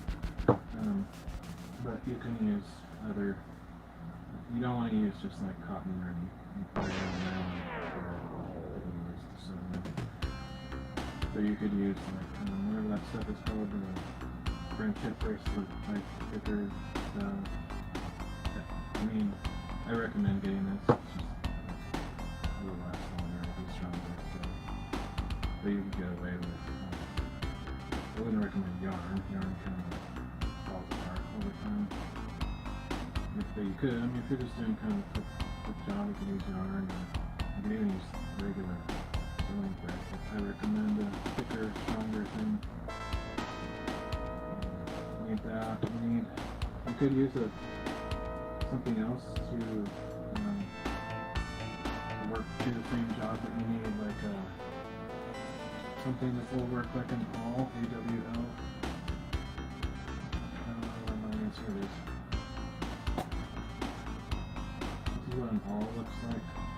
There's actually two different styles, which is one I like. Need something like that. They're just a few dollars if they're expensive. This is kind of expensive, but not really. Like, not that bad. Maybe $10 or something, but you're getting enough to make 50 books. So if you really get into it, it's spread out. The cost is spread out per book.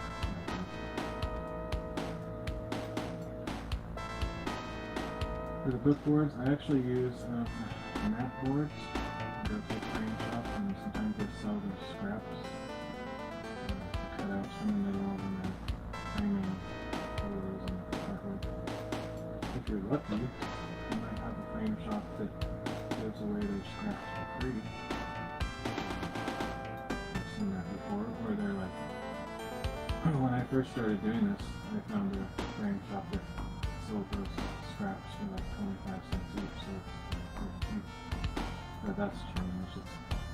There's maybe some places like that not that I like, so it's a little bit more expensive these days.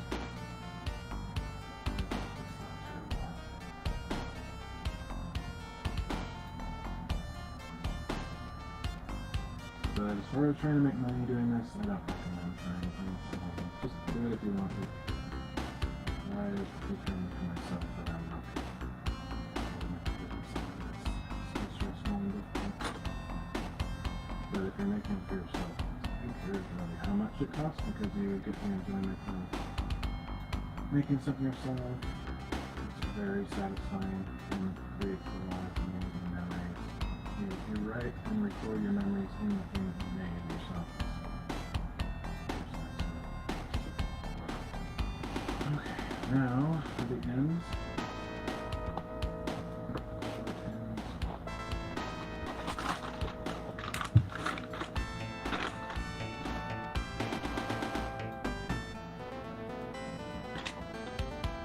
First step is to seal these corners.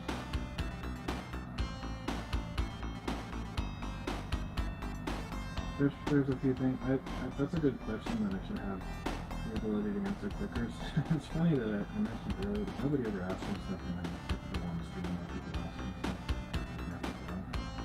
I love it when the world tries to prove me wrong, because we always humility out of it. I love humility and something, so I like being proven wrong, because then I'm like, oh, that's wrong, that's alright, that's good.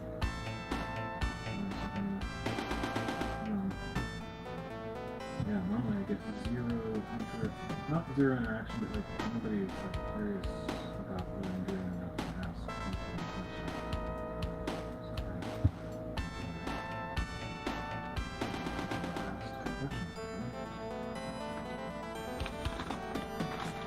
So what I should have done first, I was distracting myself, is using the bone folder and fold these in and rotate it this way so that you get kind of a further movement inward. Otherwise they'll stick out and it looks kind of sloppy. So just really push hard toward the edge of the book and kind of rotate it that direction so that fibers aren't popping out.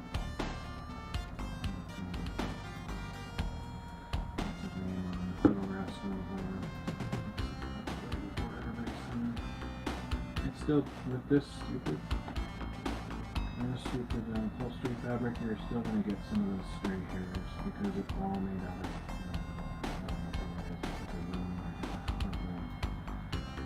big machine that makes these kind of fabrics, all the moving parts, all the rest of the woven fabric stuff.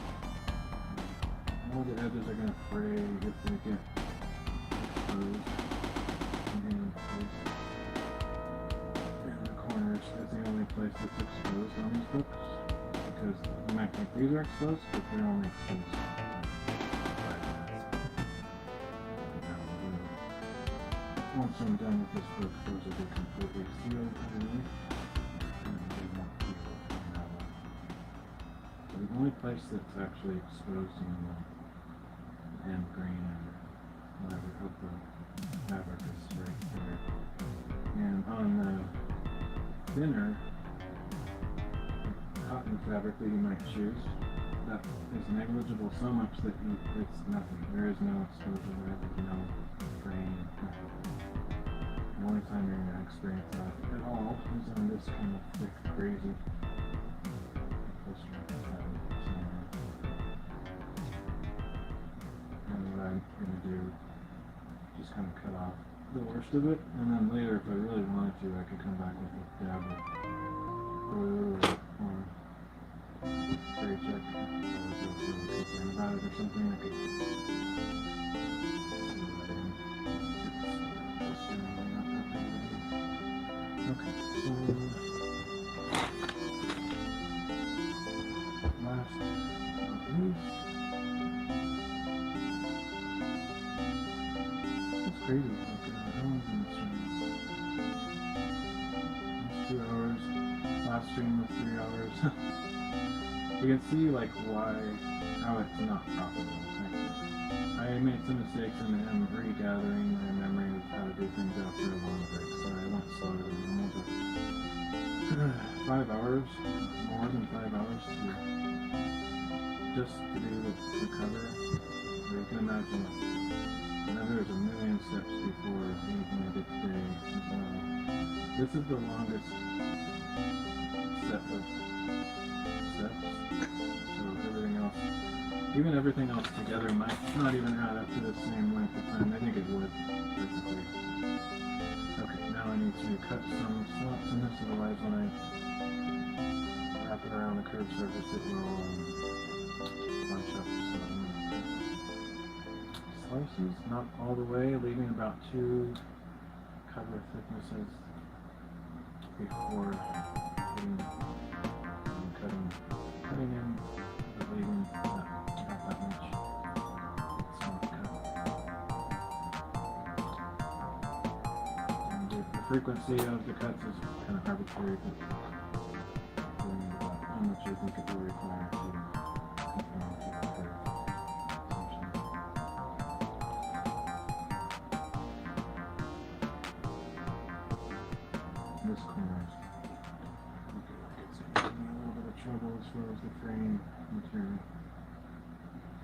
That way when I pull these over, each one overlaps just slightly over the ones adjacent to it.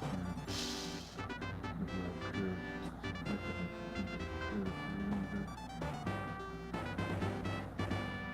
Before it's cut through the curve. So I'm using as much force as you can muster in your thumbs.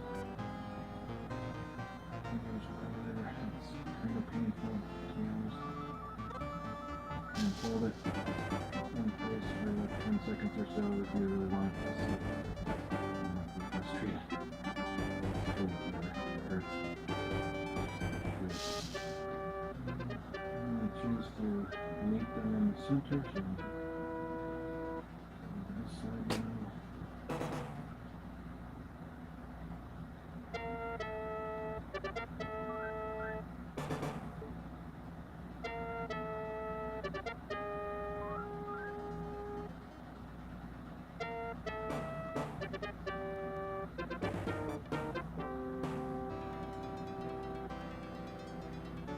This part is a way easier on thinner fabric.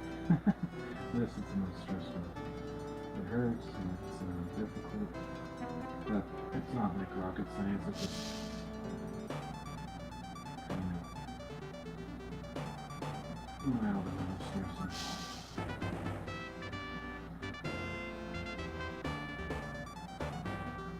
But you can see it's stuck. I could hold it even longer if I wanted to.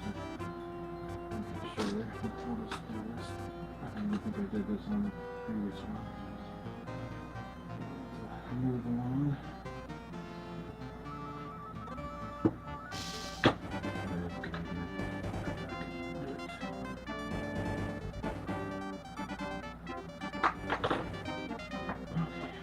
Reinforce these points. These are the points where it wants to lift off because of the thickness of the fluid and the thickness of the fabric. So basically we're done. That is a completed cover.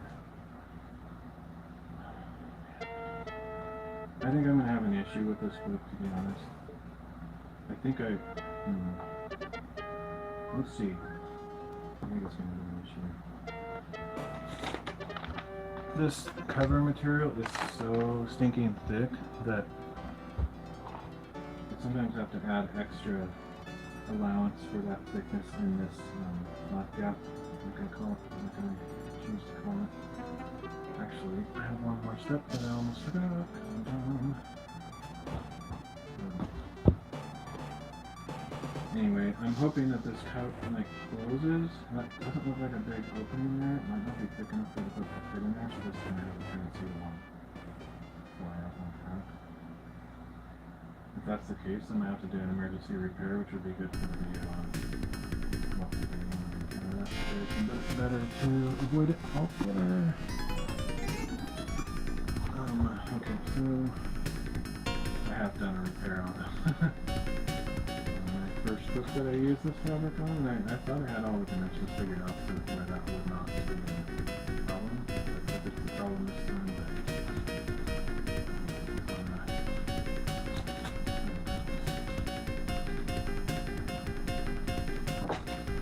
so I'm going to use just any random side as the basis for squares. So cut something from there to nowhere.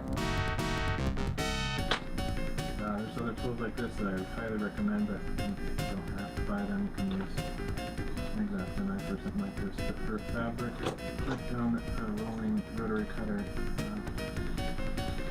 way less likely to fray the fabric. Just easier overall. There's a lot of random tools like that, but I'd have to like make a shopping list for somebody that's really interested and think of every possible tool.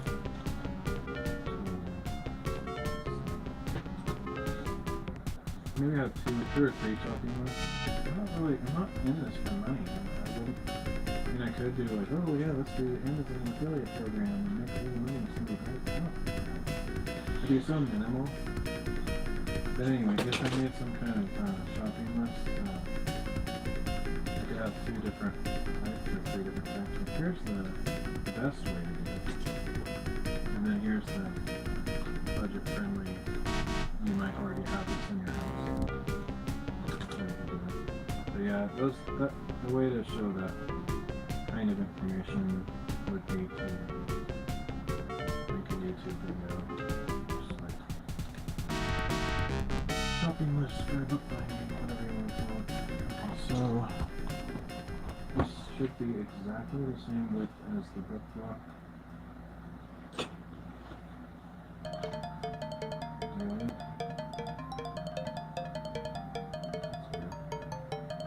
Cut a little bit more off that. Something looks funky to me. Maybe I didn't even cut that. I thought I just cut that, but maybe I didn't.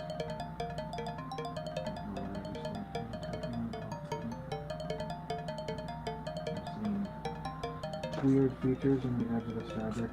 This could be doing some extra. That's why it's always good to give yourself a little bit of fudge room.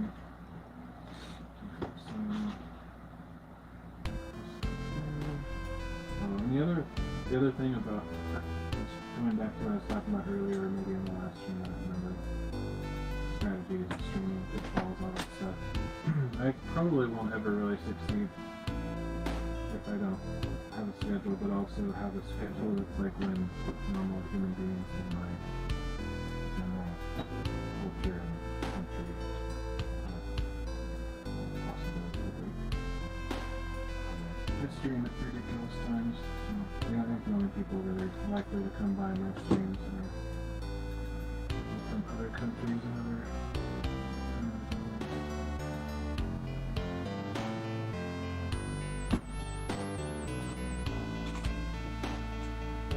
I don't care how you do it. I want to do it not because I'm trying to build an audience or make money.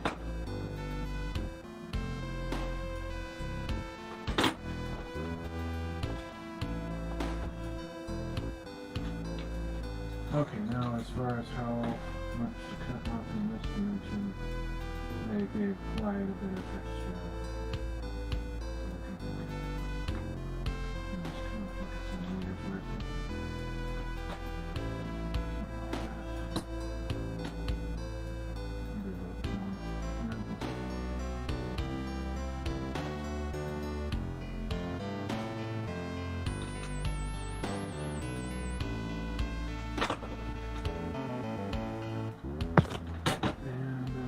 Curve, so I have my little curve template. This is the junk side because I have a weird texture to it, so this will be the curved side that is exposed. So I'm trying to sample this so that this is the same distance as that.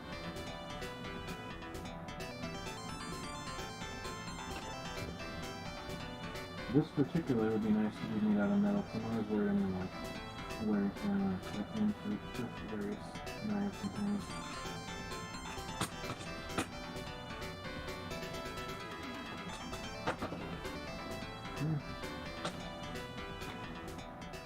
It's ready to glue on there. Same shape. It should be the proper size.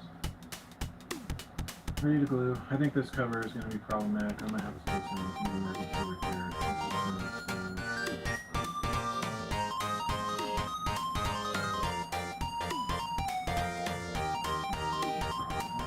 Guaranteed.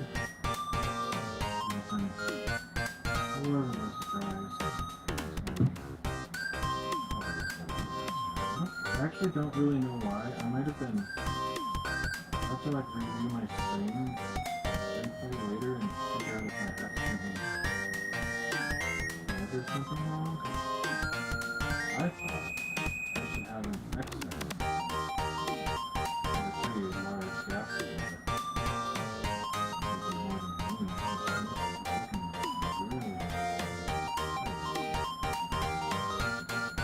Confusing me, but here's what I guess I'm just reading it wrong. I'm sure it's going to be fine.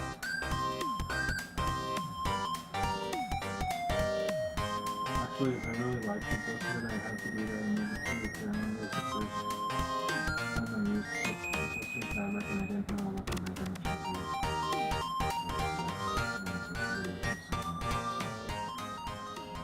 And actually turned out fine. I if I did the math wrong. That was, I remember the time I used the calculator, so it should be correct. I don't know.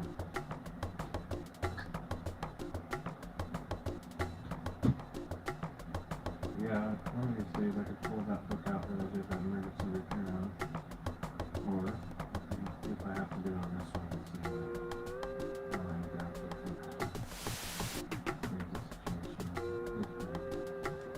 it sucks, but it works, so I like that book. I've actually repaired, what I remember, it might have been more than that, but I distinctly remember 2 books that were a disaster. And I remember how I repaired them. Kind of fun and satisfying to not just get discouraged and annoyed that I destroyed a book and give up and actually immediately set to action and later repair it, and it turned out quite good. And the ones that I've repaired just because I know the history that went into them and what I had to go through to produce them, they're kind of some of my favorites of all time. There's more memory attached to the process. Memory is kind of what this is all about, creating memories. Even the process itself creates memories. Like, especially in my case, I'm live streaming. It's literally, if I wanted to, I love watching myself. I could go back and rewatch all this stuff and remember how it panned out, but I don't really do that.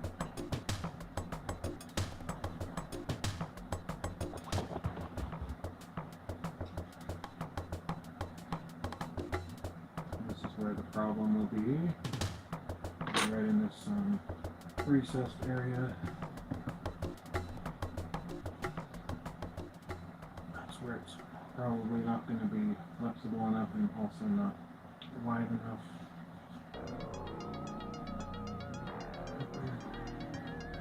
We'll see, we'll get lucky. It'll look nice, but I'll have to rip all this out. It's not big enough. It's very important.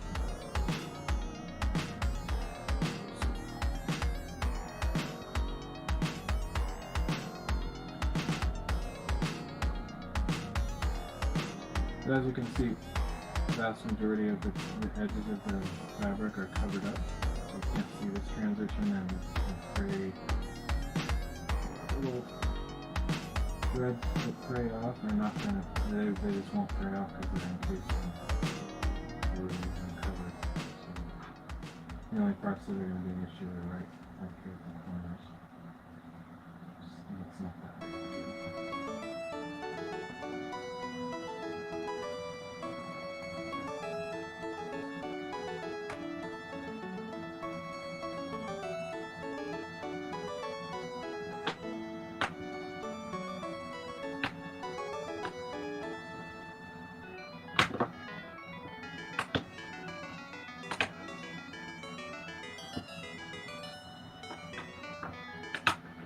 Okay, we are ready for the last step where this whole thing is going to explode in my face. I didn't do everything.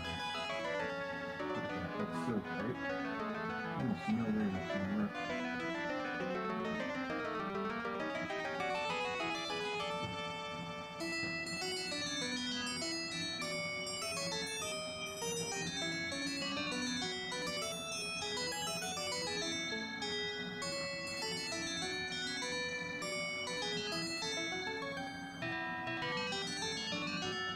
The cover is finished. Here's what it looks like. Review on what the design will look like. This sucks because I'm almost certain it's gonna not work. You just have to test it. Where we'll actually learn if it works. It's not even worth going to the final step unless I'm pretty sure this is gonna work.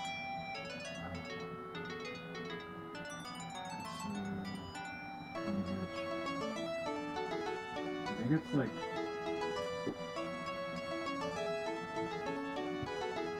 maybe intolerance, but it's so stinking close that it's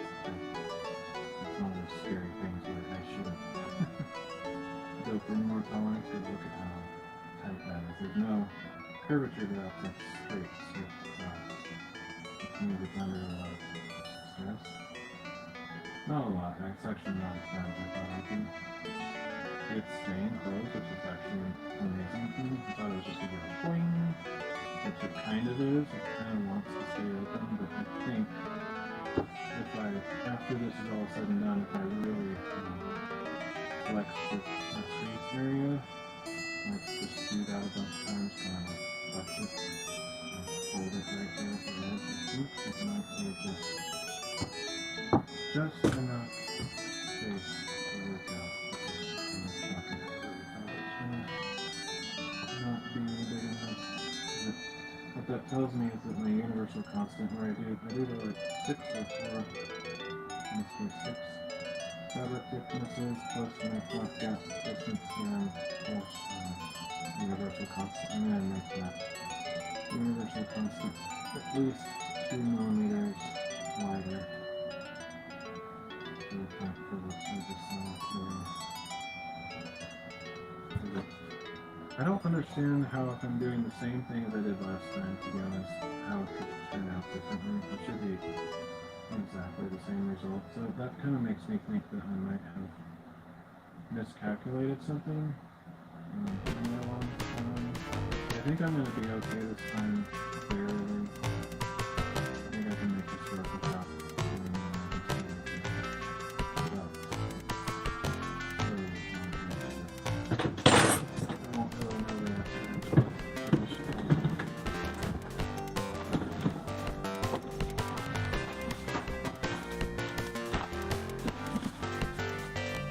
standard wax paper by a penny.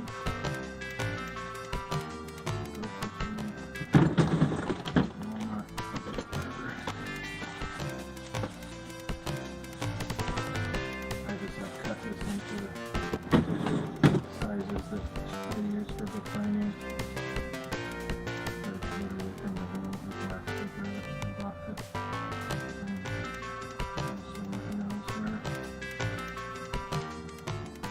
I'm gonna cut off the worst offenders of these strands that I'm seeing, and especially in the center area, because I have a feeling that they could work their way out. That's fine. So the ones that are out here don't matter because they'll be covered by glue. So I don't need to worry about those, but these ones could potentially stick out. Cavity that's formed when you open the book. So cut that off, and then final step. Gluing the book block into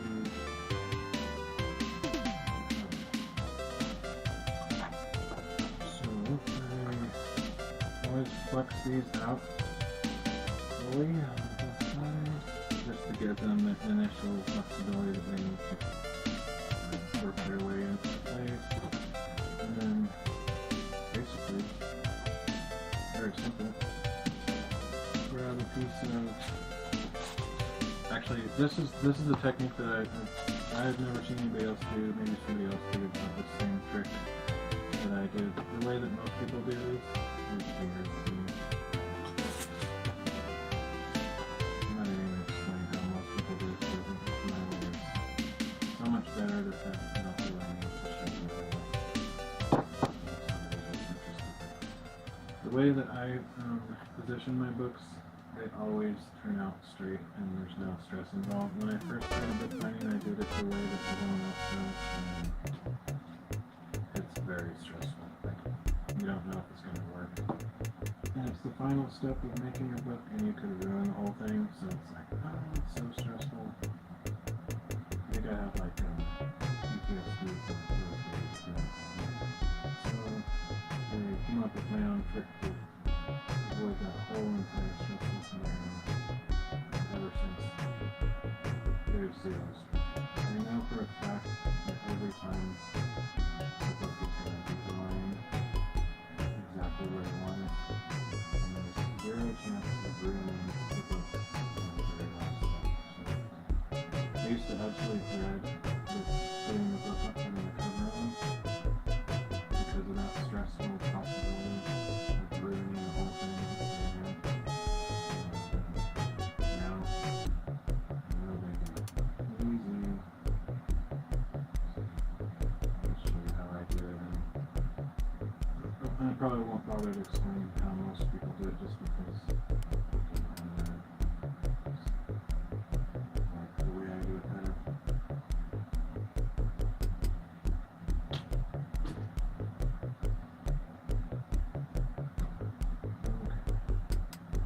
I have to do this really fast though because like I said, this is straight PVA and dry extremely fast. So I have to brush this on as quickly as I can. Don't want to have too thick on it though, otherwise it's going to squirt out the edges and that will possibly show up on the cover if it pulls out too much.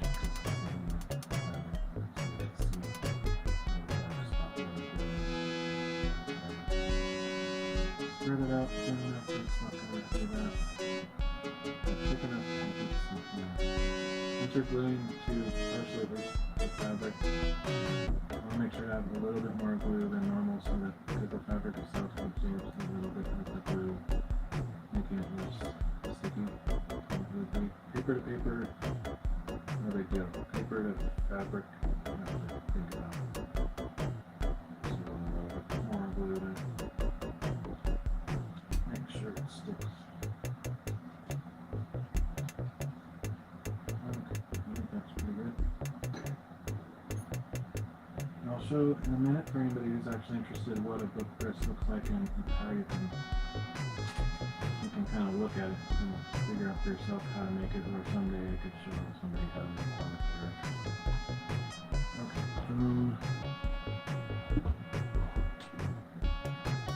ideally I should have done the other side first, but it makes no difference really. So this is how I do it. I line up the corners exactly where I want them. I've never seen anybody else do this. To me it seems, it's not obvious simply because I had to figure it out to do it this way when I wasn't taught any other way to do it. Now that I know how to do it this way, I can't even imagine doing it the old way. So then it's just laying on there and it's guaranteed lined up because I chose where to put the corners. The rest just falls into place because it's a solid shape. Can't go anywhere else. So it's guaranteed to be straight. And then I just press it down with either bone folder. That's generally what I use. You can just use your fingers too. Especially to get it down in the parts where it's recessed. Fingers are really good for that. On the edges it's good to go over. That's the bone folder. Can't let this flop down or it's going to pull up on it and not pull out to glue flop down there.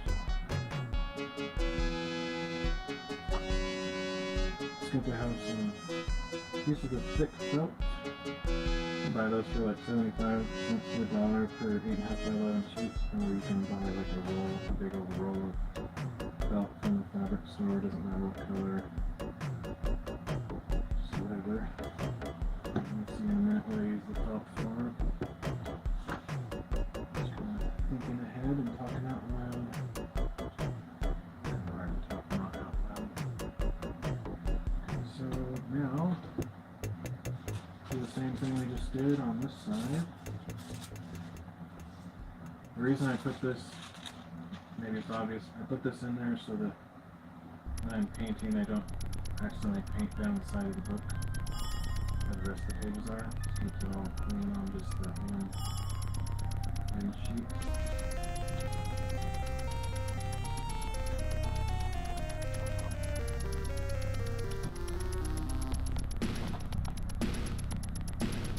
Not arbitrary, I'm going in about a 1/4 inch on the end, just simply because I know from past experience that it doesn't make contact. Because where this is about, it hits about right there, approximately, so there's no reason to put glue all the way to the edge. Guess I don't want that edge that's kind of wrapped around the back to slip anyway. If it did, it would make this clicky clapping sound when I open the book on the back. Early on, and actually another solution to that, I said this earlier, but there's actually a piece of fabric glued to the back of it. It's to cover the glue on the back side so that the book is closed, the cover will make contact on the stone quickly, and if you don't have that fabric on there, it'll kind of snap on the glue. It won't like stick to it necessarily, but even after EVA dries 3 weeks later, it'll still do a little bit of tapping and it'll kind of click and it snaps on the part. I always thought that was concerning.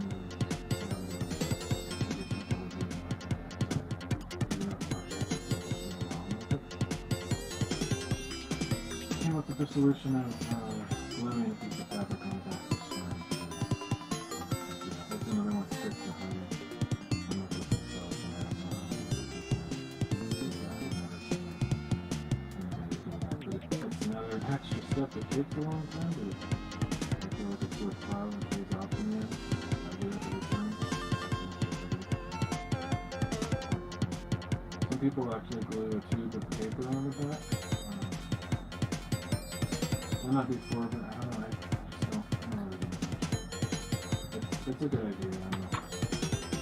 It's really purposes I always find a way to do it. It's a good thing to do. I don't do it. So, I'm aware of that. Practice.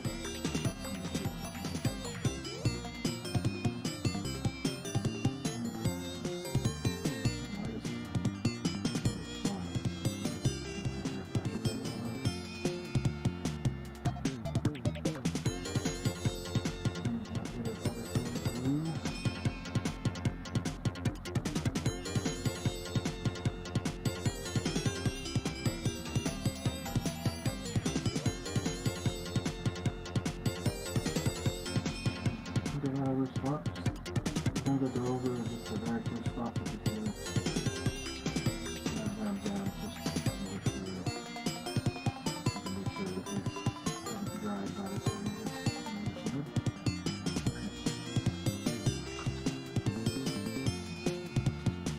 Now, see, okay, here's where I can show the normal way. The normal way is to like go tight in here and slap it on there. If it doesn't land in the right spot, then you're going to cook it okay. Or you can do both sides the same way I just showed, which is to line them up manually with the corners exactly where you want them. It will always be straight every time.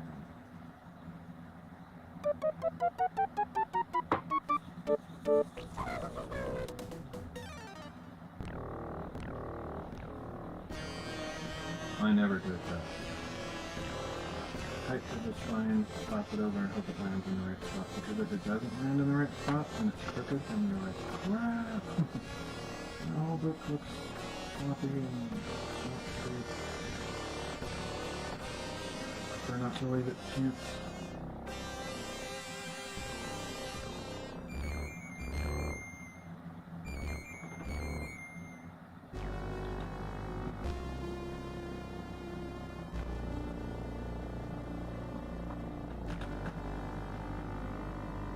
Okay. There it is. I think we are going to have a slight issue here where it's going to want to stay open, but I'm going to work those corners. Really push on these once it's fully dry and everything. And I'm hoping it'll stay closed, but it's right on the edges. I think I can probably work the folds. Like pushing it like this after it's dried and stuff. I can probably get it to stay closed. I think it's just within the tolerance of being, workable, but it's really close. So in the future I'm going to add more distance here so that and part of that is because, the additional thickness of even backing this with paper makes a difference. Well, every little thing makes a difference.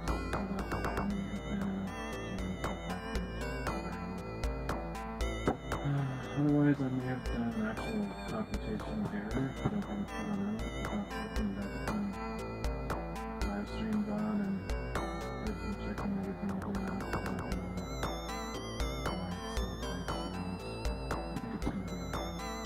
So now, this is essentially finished, but it has to dry. So I'm going to put some wax paper in here. I'm going to do something I don't normally do. I'm going to put some, I don't even know where my felt is. I might have put it away in some weird spot. I'm going to check around.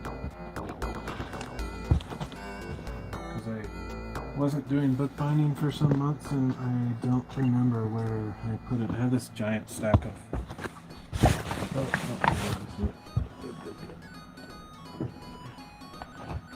So here's my stack of felt. Just got a bunch of it.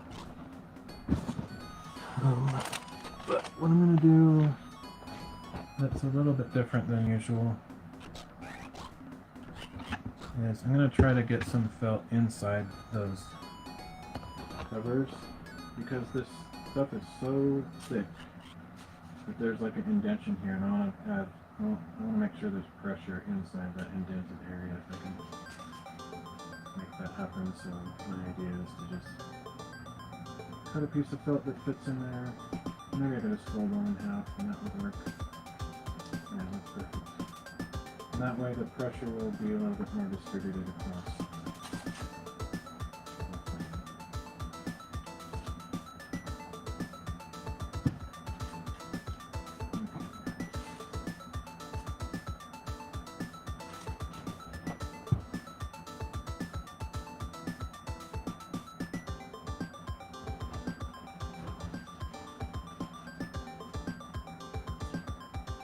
So that's basically what the felt is for, is to distribute pressure so it's not, doesn't have any high points where it's like kind of only applying pressure to that spot. It's kind of distributing the pressure across the entire surface area. Felt accomplishes. So what I'm going to do here is I'm going to put as many pieces as it requires to reach the thickness of this magnetic flap on the front.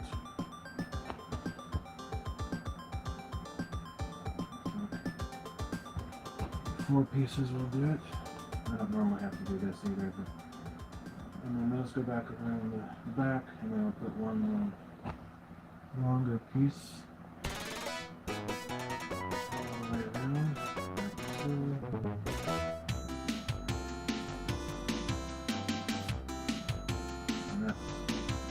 I need to put under pressure. So I have some homemade book presses. I actually have about 35 of these, but since I haven't been doing as much bookbinding lately, I only have a couple assembled. The rest are kind of just in pieces. But it's very simple. It's literally just 2 pieces of plywood, 2 or 4 1/4-inch bolts, 3/8, it doesn't really matter how thick they are, as long as you have matching wing nuts and washers. Literally all it is. You just drill holes, 4 corners, assemble them, you make them yourself, very cheaply. You just make one, or you can make as many as you want. You could use melamine type bookshelf material. It's a pretty good solution. I'd say in some ways it's better, but it's more expensive if you're making multiple. But a decent grade plywood. I would sand plywood if you have a belt sander or something. The smoother it is, better. So I sanded these all really nice and smooth.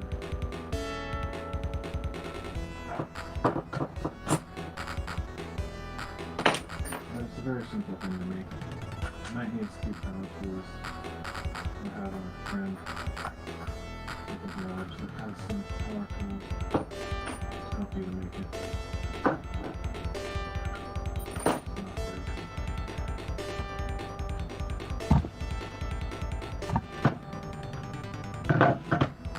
So put this whole mess in there. Make sure this gets closed.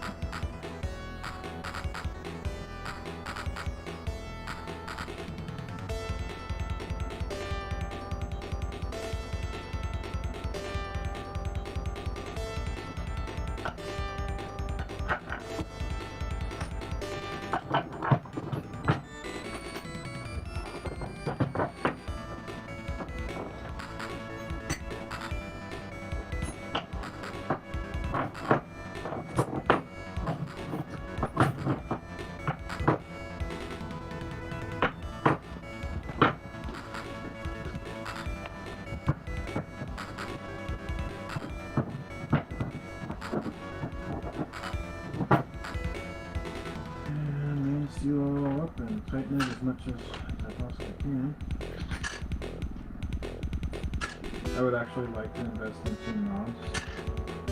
They're way better than wing nuts, but I have 35 of these quick presses and I'd have to buy like 120 knobs. They're very expensive, so wing nuts are cheap and they work.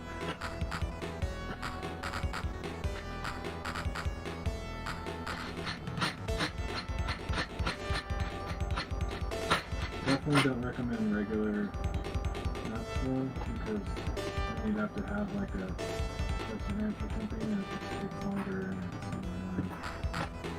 Green nuts are a good idea.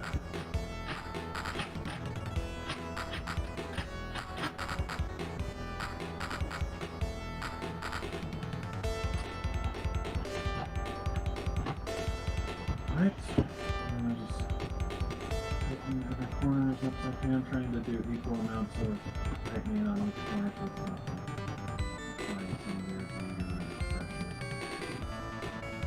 But it generally naturally conforms to the flatness of the fucking line. So I don't have to worry about that too much. If you were doing a really small book, it would be an issue where you want to make sure it has a big candle.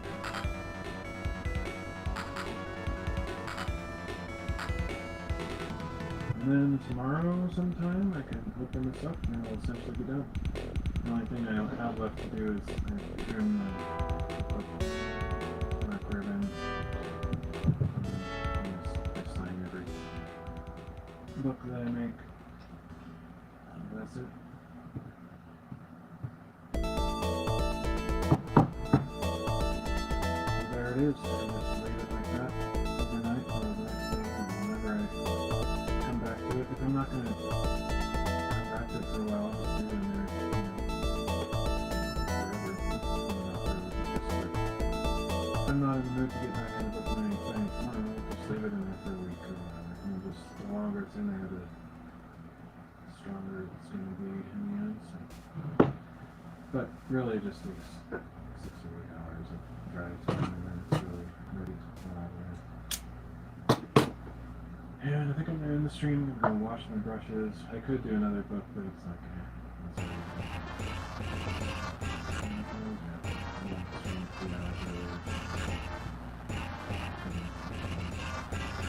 I don't know, we'll see. If I come back on, I might not be